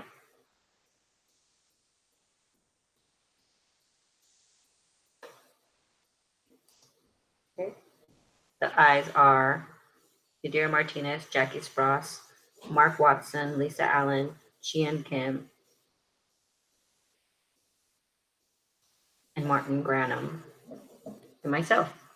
The motion carries. So now we are proceeding to vote on the nominees.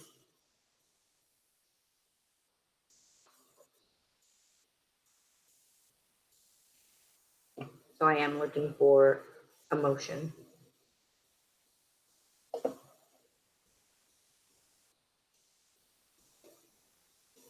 Do they have language for that? separate? Sorry. Go ahead, Yadira.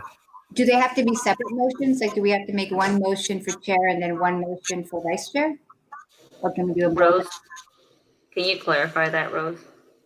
Can we do it in one, or do we have to do different ones? Two different ones. So I move to appoint Erica Lopez as chair of the Hillsboro Board of Directors. Second. Do we vote, Rose? I'm trying to second it. Second Yadira's motion, but my microphone's being crazy. Sorry. Okay, so it has been moved by Yadira and seconded by Lisa. Is there any discussion? Yeah, sorry. put my question mark here, but so are we doing this right, Rose? Do we vote? Because if there were two people running, we would vote. If there's only one, do we just make a motion for that person, or do we vote still? We're going to make a motion to elect Erica, a motion to elect Mark, and then vote. Okay. So, but if we had two candidates, we would make a motion for each of them and then vote? Okay.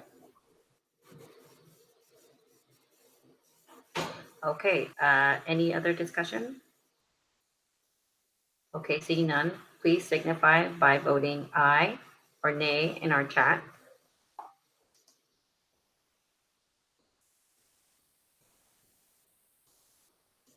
Okay. The ayes are Martin Granum, Mark Watson, Yadira Martinez, Lisa Allen, Sheehan Kim, Jackie Spross, and myself. The motion carries. Thank you all. And now I'm looking for a motion for our vice chair nomination. Or appointment, I should say.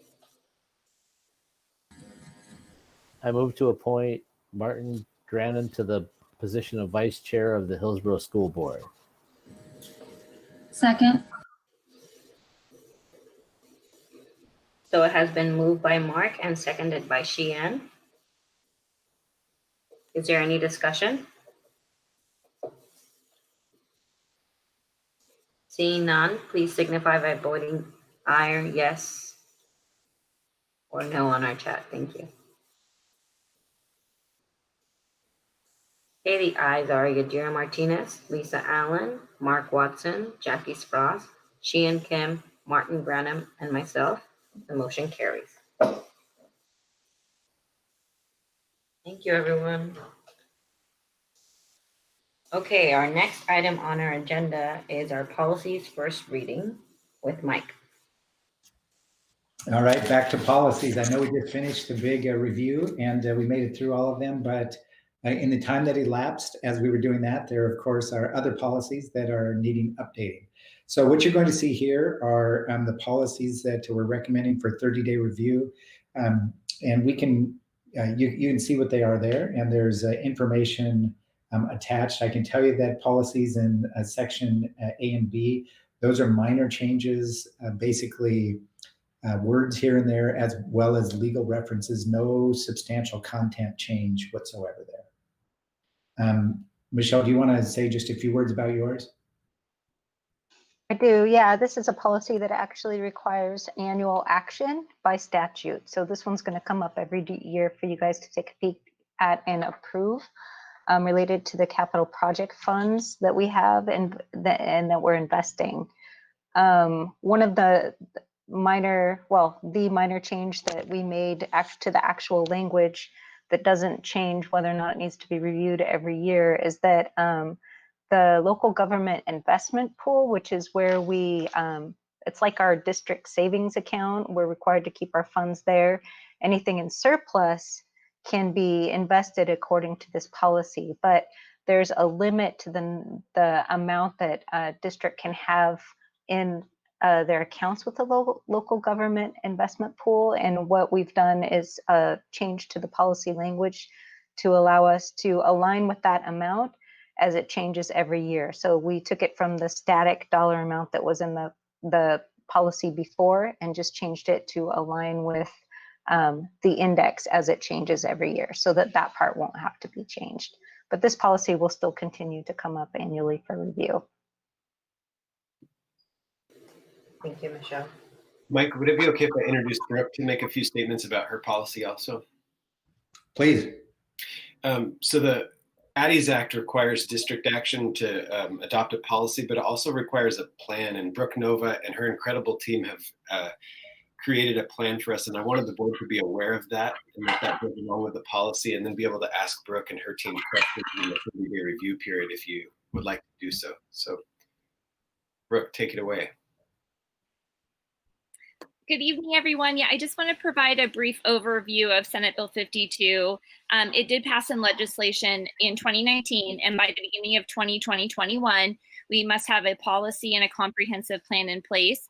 Luckily for us, we had a comprehensive plan, so it gave us a time to review and enhance our plan, looking at suicide intervention, prevention, intervention, and postvention. So with a team of both counseling professionals and health educator professionals, we began this process 6 months ago to review our plan and to make those enhancements.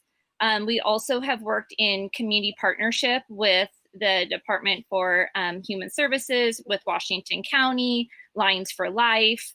And then also we've been working with Washington County school district leaders on our plan and working in partnership of how do we engage our community partners in family outreach, in community partnership, because we know that we're going into a time where this is more important than ever to look at suicide intervention and prevention in terms of student mental health and emotional support. So that's been a great process in cross-agency, but also cross-collaboration with other school district leaders as well. When you look at the recommended policy that's before you, I just want to take the recommendations of OSBA's policy, that's what is in front of you, and looked at each bullet to make sure that our comprehensive plan meets the communication, the training, and the education of each bullet. That is put together in a Google site that is internally shared with every HSD employee, as well as we have looked at external communication on our HSD website to ensure that we're meeting those bolded policy action items as well. So I really encourage, if you have any questions as you go through the policy, feel free to reach out to me. And I really look forward to answering any of your questions, and also more the comprehensive work of mental and behavioral and emotional health support and outreach that is more crucial than ever going into next year.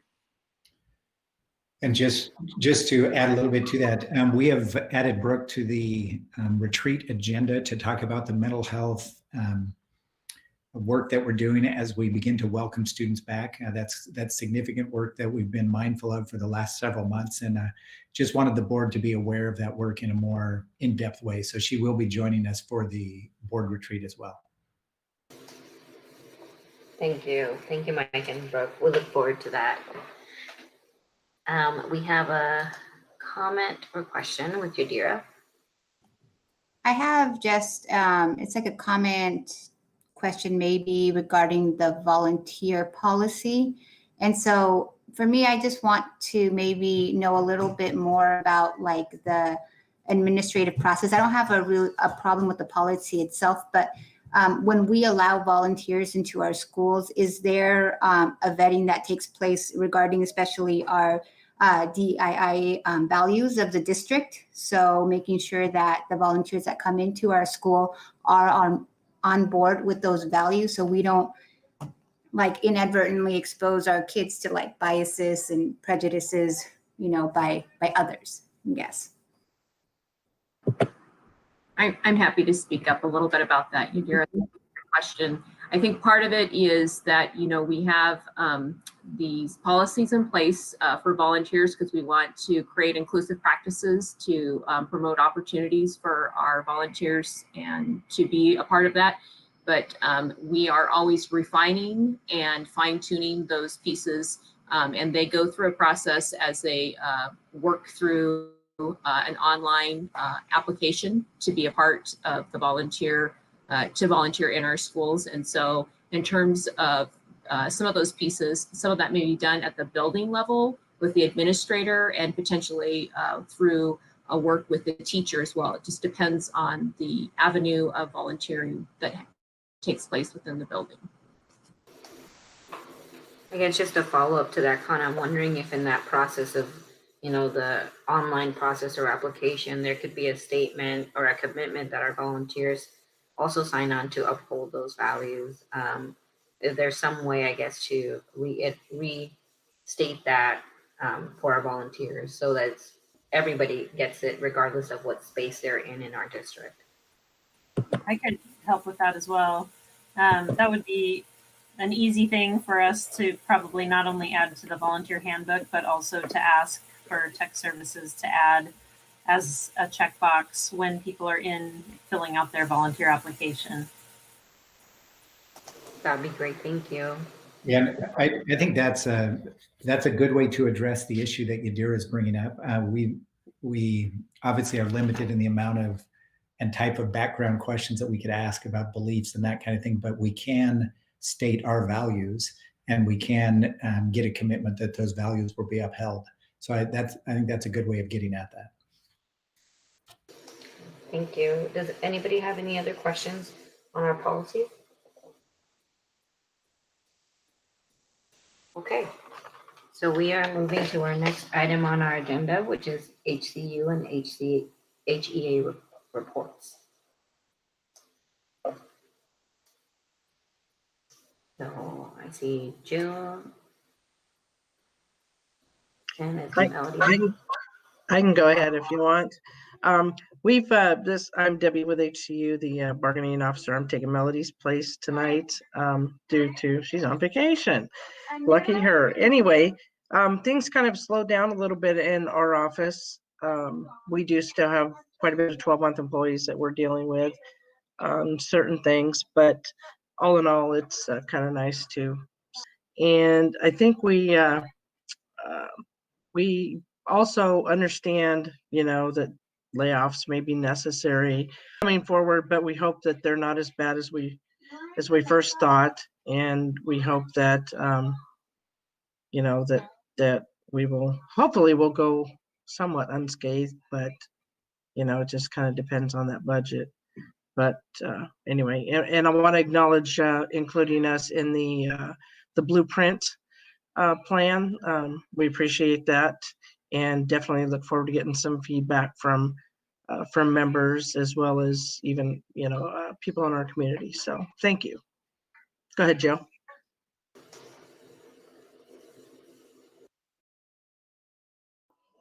Hi, everyone. Jill Golay, and nice to see everyone this evening. And I see some of you are outside like I am, so that's nice to be outside. I just wanted to say, yes, I'm very happy about being part of the Blueprint team. We did meet on Monday. We'll meet again on Thursday. I think it's really important that both HCU and HEA have a seat at the table to share the perspective of in the lens of the teachers and what their concerns are as we try to navigate what the fall is going to look like. I can share with you that some of the teachers that are teaching will be teaching K-5 or believe that they'll be teaching K through 5 are concerned about the governor and the requirement about potentially students at that age, that younger age, not being required to have a mask on in the brick and mortar setting. And so I've had a lot of teachers reach out with that concern and that worry. But I know we have a lot to do, and I'm looking forward to rolling up our sleeves and working together to address all of the needs of the educators. I do want to talk a little bit and recognize that that LGBTQ. This is June, and it's a time for us to recognize both Juneteenth that just happened, but also LGBTQ, and recognize that this month is Pride Month, and while June is Pride Month and an opportunity for us to recognize the impact of LGBTQ people have had on the world. LGBTQ history is U.S. history, and really every month is an excellent time for us to talk about the struggles and just focus on equity and justice for all. And so I really appreciate Yadira and Erica just talking a little bit about values and how important that is, that we have a voice and we say what's on our mind and what we need and what we feel, so we can support and represent all of our teachers and all of our students and all of our community. And I just want to say thank you for everything, for all your guys' hard work, and I hope you guys get a little bit of a break here in the next few weeks before you are back at it. And I just appreciate everything that you're working on towards equity, and I appreciate being part of that team. Thank you, Jill. Our next item is discussion time. And so now we will have, we will let our student reps go first. So let's start with Maria this time, since you went last time.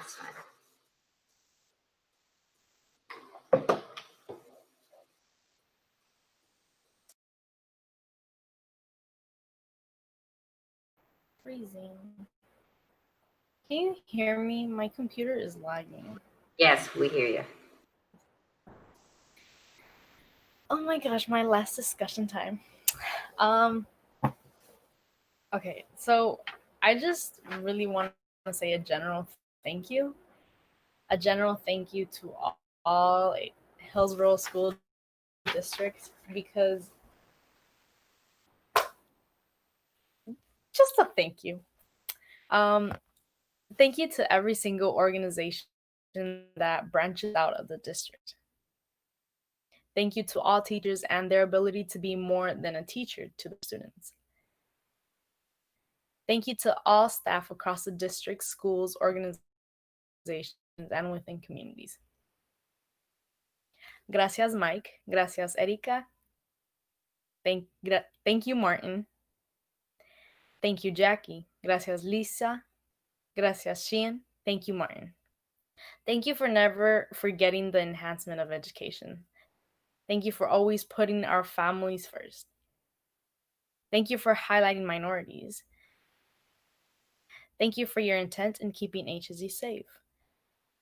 Thank you for your fight in equity. Thank you for always welcoming everybody. Thank you for never ever leaving any one of us behind. Most importantly, to be HSE. You all have allowed me to take part of a unique experience. As a young woman, you all taught me that in the same position, my voice has the same importance to sex or gender. As a student, you all taught me that the future is ours and we should make the best of it, leaving a positive mark for the coming generations. Now, as a brown young adult, you all taught me that I shall never let my ethnic background determine my failures. I learned about family with you all. I learned about professionalism with you all. I learned about life with you all with the same base of education. I want you guys to know to never question the path you are all creating for the future of HSD. I lived the changes of this path this year. I saw others live it, and I saw those changes strive. This will obviously not be the last time you will see or hear of me, like how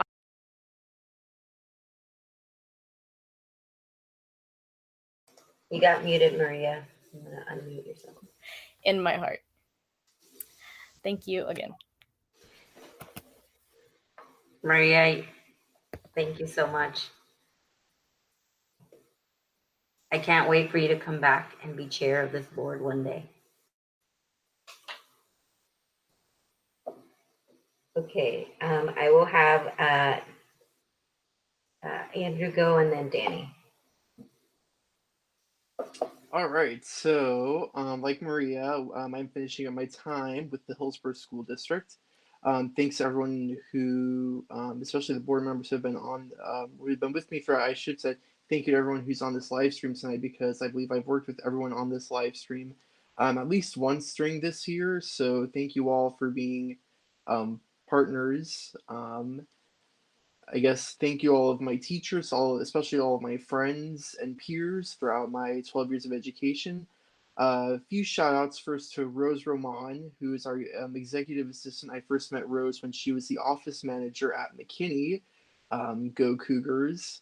And when I found out that she was going to be our new board chair, I was like super thrilled. And I was just like, yes, if anyone deserves to be board chair at this time, it's Rose Roman. Also, shout out to Lisa Allen, because my mom used to be a board member for Family Promise, and that was where we first met Lisa and Kyle Allen. And so it's been awesome getting to know Lisa being on the Hillsboro School District Board of Directors, and then Kyle Allen on the Hillsboro City Council. A shout out to two teachers I've had throughout my throughout my first through 12th education. Mark Thalman, who has since retired from Evergreen, and Bob Bijak from Glencoe. They've been two of my English teachers, and they have both really sparked a passion in me for creative writing, for literature. Those two are really the reason why I'm planning on majoring in creative writing at Linfield. And I guess if anything, if I have to do one last thank you, would be to my fellow members of the Holy Trinity, Maria and Danny. No one I would rather serve as a student rep to the board with. We've definitely become sort of a family with ourselves, and I've definitely loved hanging out with the two of them and having our, I won't say cult because that would be going a little bit extreme, but it's been fun being able to discuss school happenings with the two of them. I guess with that, I'll definitely continue to be participating in local government when I'm able to. I'll be in McMinnville for college, but I guess my address will still be in Hillsboro. And also, it'll be exciting. I think I'll be able to vote in the school board election in 2021. So that'll be exciting, as well as letting my other students, or the other students at Glencoe, know who I'm sort of lean towards, who I'm voting for, and my views on education with respect to the upcoming board election. So with that, thanks again. Thanks to everyone who has made this trip overall unforgettable, and I wouldn't change a thing. Thank you, Andrew. And I just want to say, I think every time you've had something written prepared for our board, it's always been wonderful. So I look forward to seeing what else you produce next. And just a clarification that Rose Roman became our executive assistant to the board of directors this year after we had a retirement. And I completely agree that she is best for this job. And we are so happy that she's here supporting us. And also you're going to have like firsthand knowledge of what questions to ask of potential candidates. So that would be great to see you on the other side now that you have all this inside information. And lastly, but not least for sure, is Danny Atsuma. Perfect. So unlike my other two student representatives, this is not my last year with the HSD. You guys still have me for one more year, so still here to make some trouble. This has been probably the most unique experience that I've ever had. I've had the pleasure to do a lot of different things in the local politics arena, but this has definitely been a completely new experience and something that I'll cherish. It has opened my eyes to so many different worldviews, so many different things within my own community that I hadn't noticed. I want to thank all the school board members for always being there for me to ask questions and pester and always be on and learning all sorts of new things. I want to thank Mike for always being there for like my emails, like, hey, I read blah, blah, blah, blah, blah. What's going on with that? And him always being there to answer my questions. I want to thank Rose for always being there to help make sure like I always knew what was going on and keeping me sort of in line with everything. And then I want to give an extra special thanks to Brooke, who I can see on screen right there. As some of you may know, some of you might not, I interned at the school district my freshman year, and my mentor at the school district was Brooke Nova. She gave me all my little assignments, everything to do, and she definitely set me on the path into like learning more about how the school district ran. And I couldn't do without you, Brooke, so I see you. I also want to thank my two student representatives that I was here with, because honestly, they're some of the two most entertaining people I've ever met, and they've both taught me so much. I want to thank Maria. As you can see, I have my mason jar right here with my drink in it, my reusable straw. Maria never liked to use plastic. She was always bringing her little mason jars. As you can see, she got her reusable cups. I remember when we went to the OSBA, we drove up there and I took them through Dutch Bros because that's where I work before, so we could get our drinks. I remember Maria like being like, no, don't let them put like grabbing a random jar out of her bag and me like, tell them to put it in this. Things I have to say is, one, get to know your fellow student reps. They're the only people out there that are going to understand what you're going through, what stresses that are going on with being on the school board, all that sort of stuff. They're the only other students that are going to be able to completely understand what's going on there. They're going to understand all those things, and they're just so important to being able to be successful on this. As well as also understand that whoever comes to speak at the school board, you might not like some of the things they say. Like, I know that at the beginning of this year, I was having problems when we were doing the sex ed, sort of being like, at some of the things that people are saying. You got to understand where everybody's coming from. Everyone to speak to the board, for the most part, is just concerned about the students, just as concerned about the students as you are. And you guys might not have the same beliefs, but it's important to remember where they're coming from, because always look for what you have in common versus what you have different with somebody. And then I think the final thing that I would say to the next round of student reps is just like, have fun with it. Find what makes this experience important to you, and have the same exact values and the same exact things that matter to you that me and Maria and Andrew did. You're going to have something else that makes you you. And that's what's going to make you a good student representative to the board, is what makes you an individual. And then finally, just like, thank you guys so much for supporting me in this little adventure we went on this year, which we had our ups and downs. This year sure was pretty crazy. Thank you. Thank you, Danny.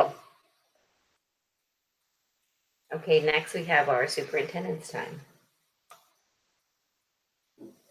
All right, thank you.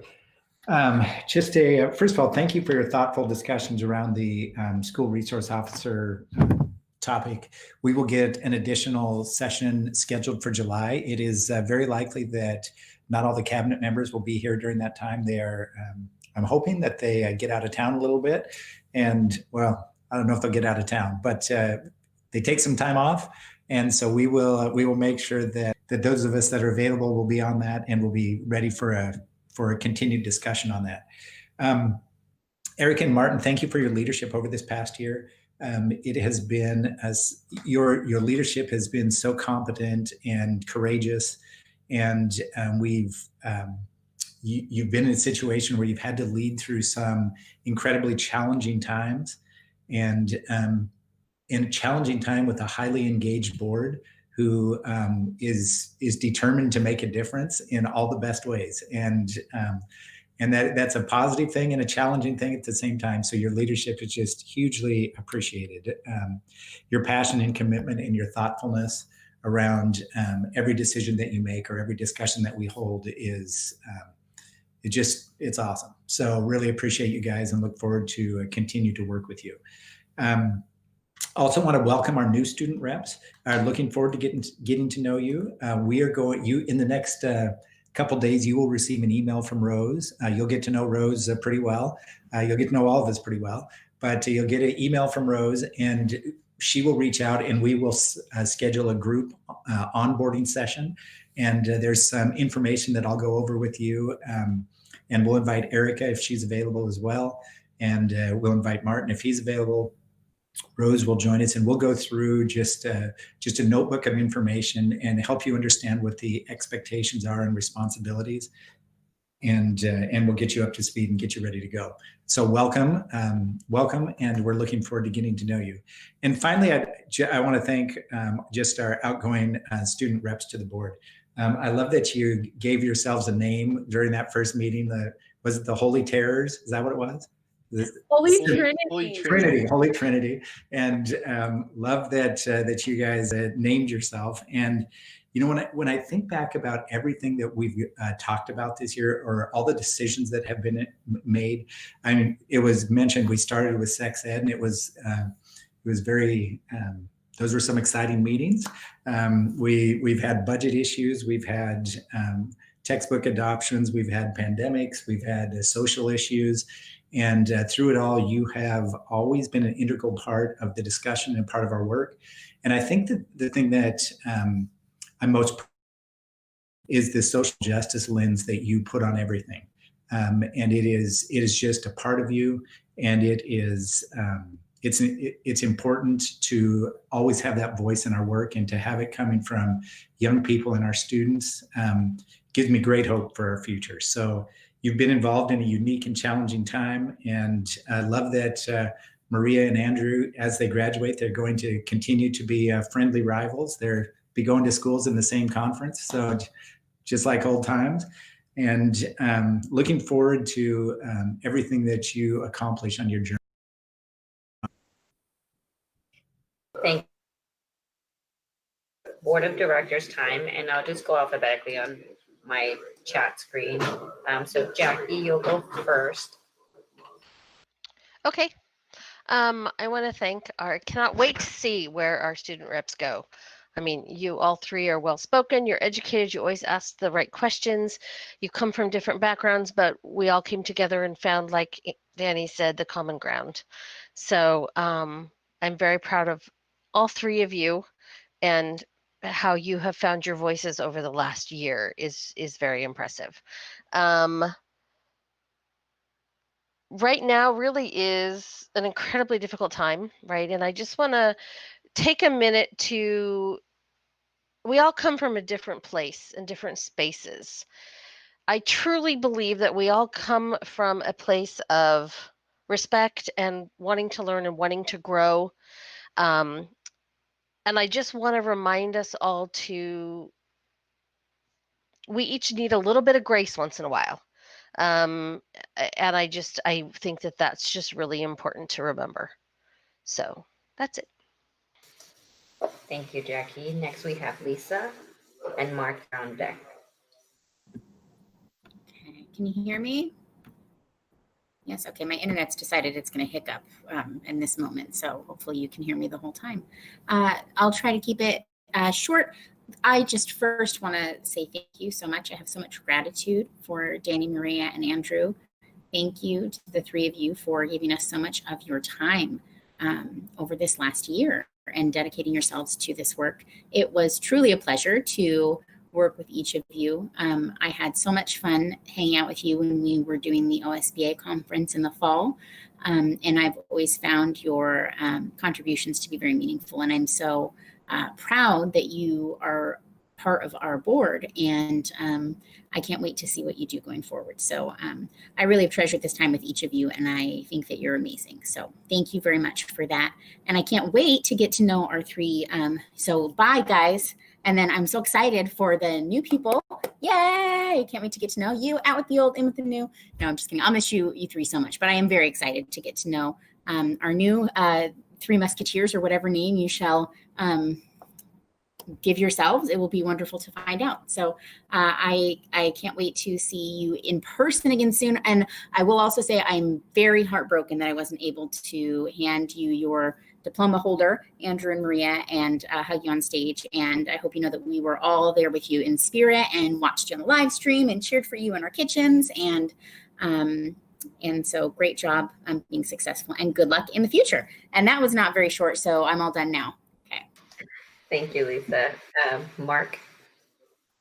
All right. Same things everybody else has been saying. Yeah, the three of our student reps have been great. And I sort of love the unintended consequence of how you guys get to become friends. And I think we saw that with Jessica and Samantha as well. Like, they became friends in a way that they probably never would have. So as we continue along this journey of figuring out what it means to have student representation on the board, that's one of the things we couldn't anticipate. I'm glad that it's worked out that way, that, hopefully the friendships will continue. And way to go, Danny, with the shout out for Brooke. And Brooke, I was wondering if you could get a little closer. I don't think we can see you. So maybe get, the year didn't end, academic year didn't end the way I think any of us anticipated. So, as we figure things out, I think we got the right folks in Mike and the leadership team we had to figure it out. You have all my confidence. I do think, we heard through everything. We could have kept asking our questions for Alex. And as we continue that discussion, I hope we have him back, because I think there were a lot of questions we didn't get to. And I think a lot of them are maybe simple that we could just ask in an email form. But I really think that it's important to discuss these in a public forum, ask all those questions.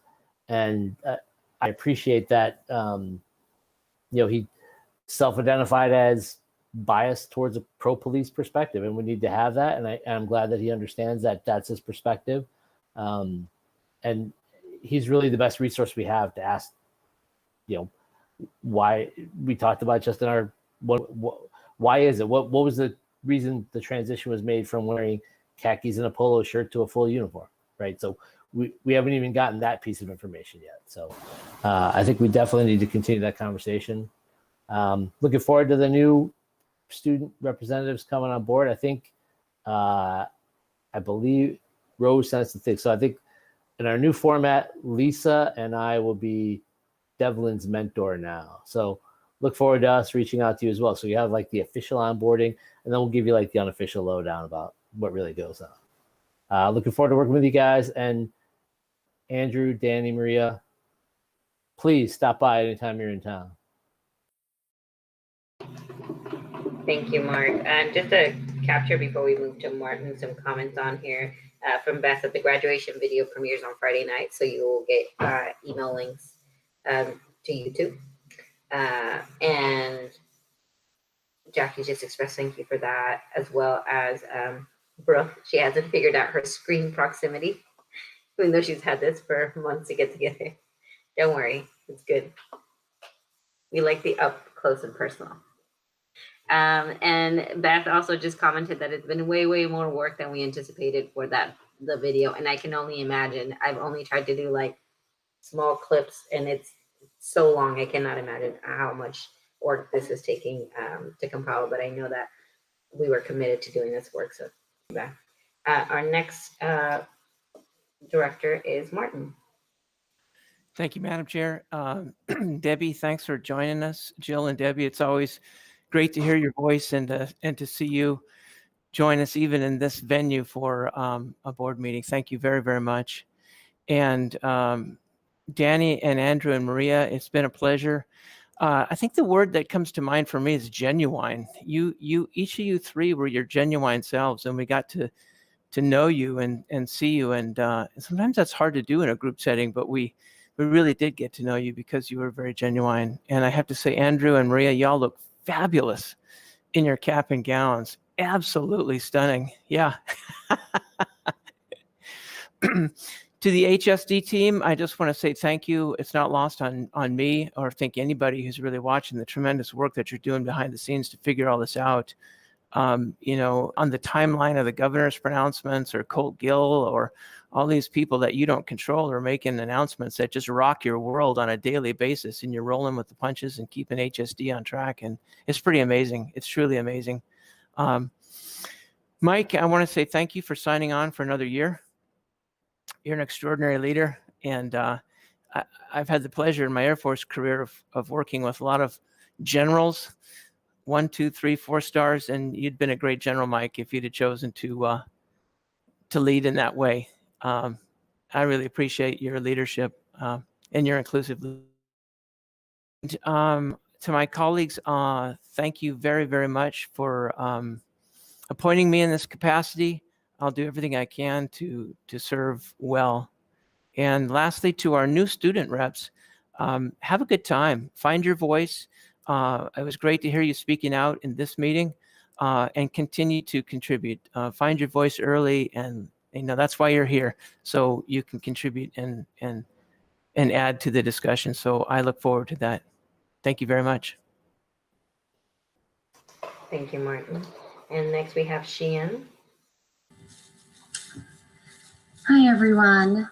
And when I was getting sworn in last year with the student reps, I don't think I could have anticipated where we are today and just this whole journey that we've been on. But I'm so grateful to have walked this journey with you all. And Mike, I thank you so much for your leadership. I think that you are the exact person that we've needed to lead us through all of these times. So thank you, and the rest of the cabinet and all of my board colleagues.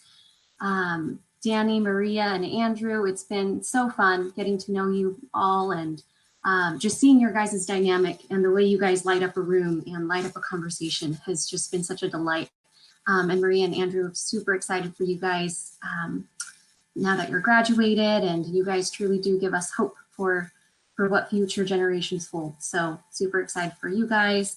I do know that there are, I think, a couple of budget members who are still online. So I just wanted to thank Michael Smith and Kevin Murphy, who were on the budget committee. Thank you guys for your guys' tremendous time and effort, and just your insight that you guys have put in.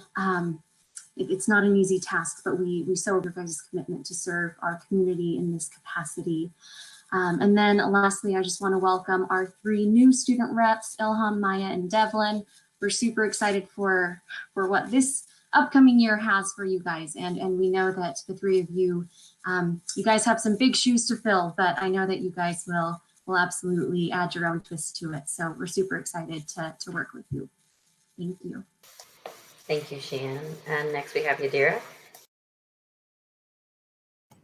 I'll keep it really brief. I just want to echo everything that all my fellow board members are saying. Andrew, Danny, and Maria, it was great getting to know you guys and working with you guys. I feel very, as I talk to you guys, as I talk to, I have high school age kids too myself and their friends. I think we're in really good hands.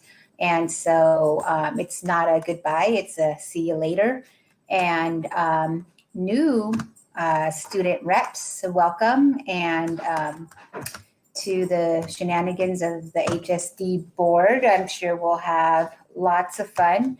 And with that, I will give it back to Erica. Thank you, Yadira. For my time, I just want to say thank you to my fellow board members and trusting Martin and myself to keep guiding you in our district. And we look forward to the next year, which is going to be full of, we're aware of what's coming. So we know that, and we just need to prepare. I also wanted to just say to our outgoing student rep that you make our board work more impactful, and you make us just want to be here at a higher, just hold ourselves at a higher standard in the best way. Seeing your faces every single time that we're in a board meeting is a constant reminder of all the changes that we do or advocate for have a real life impact on your lives. So I just want to thank you for serving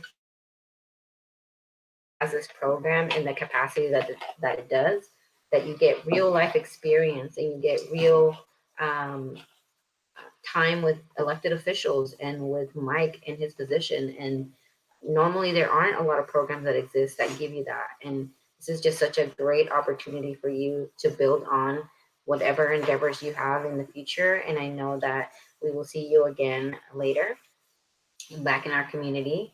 And also just a welcome to our new student reps. This is going to be an exciting time, exciting year. And depending on how we're able to do it in person or online, I'm sure that we'll be able to build those relationships and keep the communication going.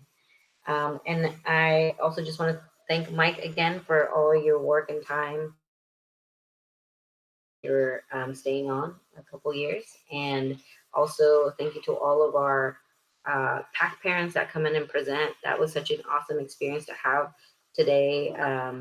And it's difficult to do via technology, but I think that they did amazing. And I'm so proud of them for just showing us all the work that they're doing. And also just that just helps us continue that dynamic and conversation and gives them that space here to interact with the board in a way that they never before. So I thank our board members for making that space happen. And I'm sure I'm forgetting something. Oh, the other thing actually I just wanted to mention to our board members, and this is something that is going on the background in my role as your OSBA board member. There's a lot of changes I think that are happening, and also a lot of things that really tough conversations in the association. And one of the things, as you'll probably be seeing more, is the statement of holding our board elected officials and board members accountable as well, or supporting DEI values and also all students in our districts. And it's challenging, and the more I think we get into the political side of things, coming up with election and things are going to be happening. Just a heads up that there's more, I think there's going to be more incidents where there might be some boards that are not behaving in a way, or board members, elected officials. And OSBA is drafting a document and a communication out to ensure that districts are having those conversations with their elected officials and holding each other accountable for ensuring that we don't create any more harm or trauma to our communities of color. So I think OSBA is working on, and I just wanted to share that with you. And with that, that's all I have. So I look forward to our next work session, and we continue the conversation regarding our SRO and get more information and an opportunity to speak with Alex. So I thank you all for your time, and our board meeting is adjourned. Thank you. Thanks, everyone. Thanks, everybody. Bye.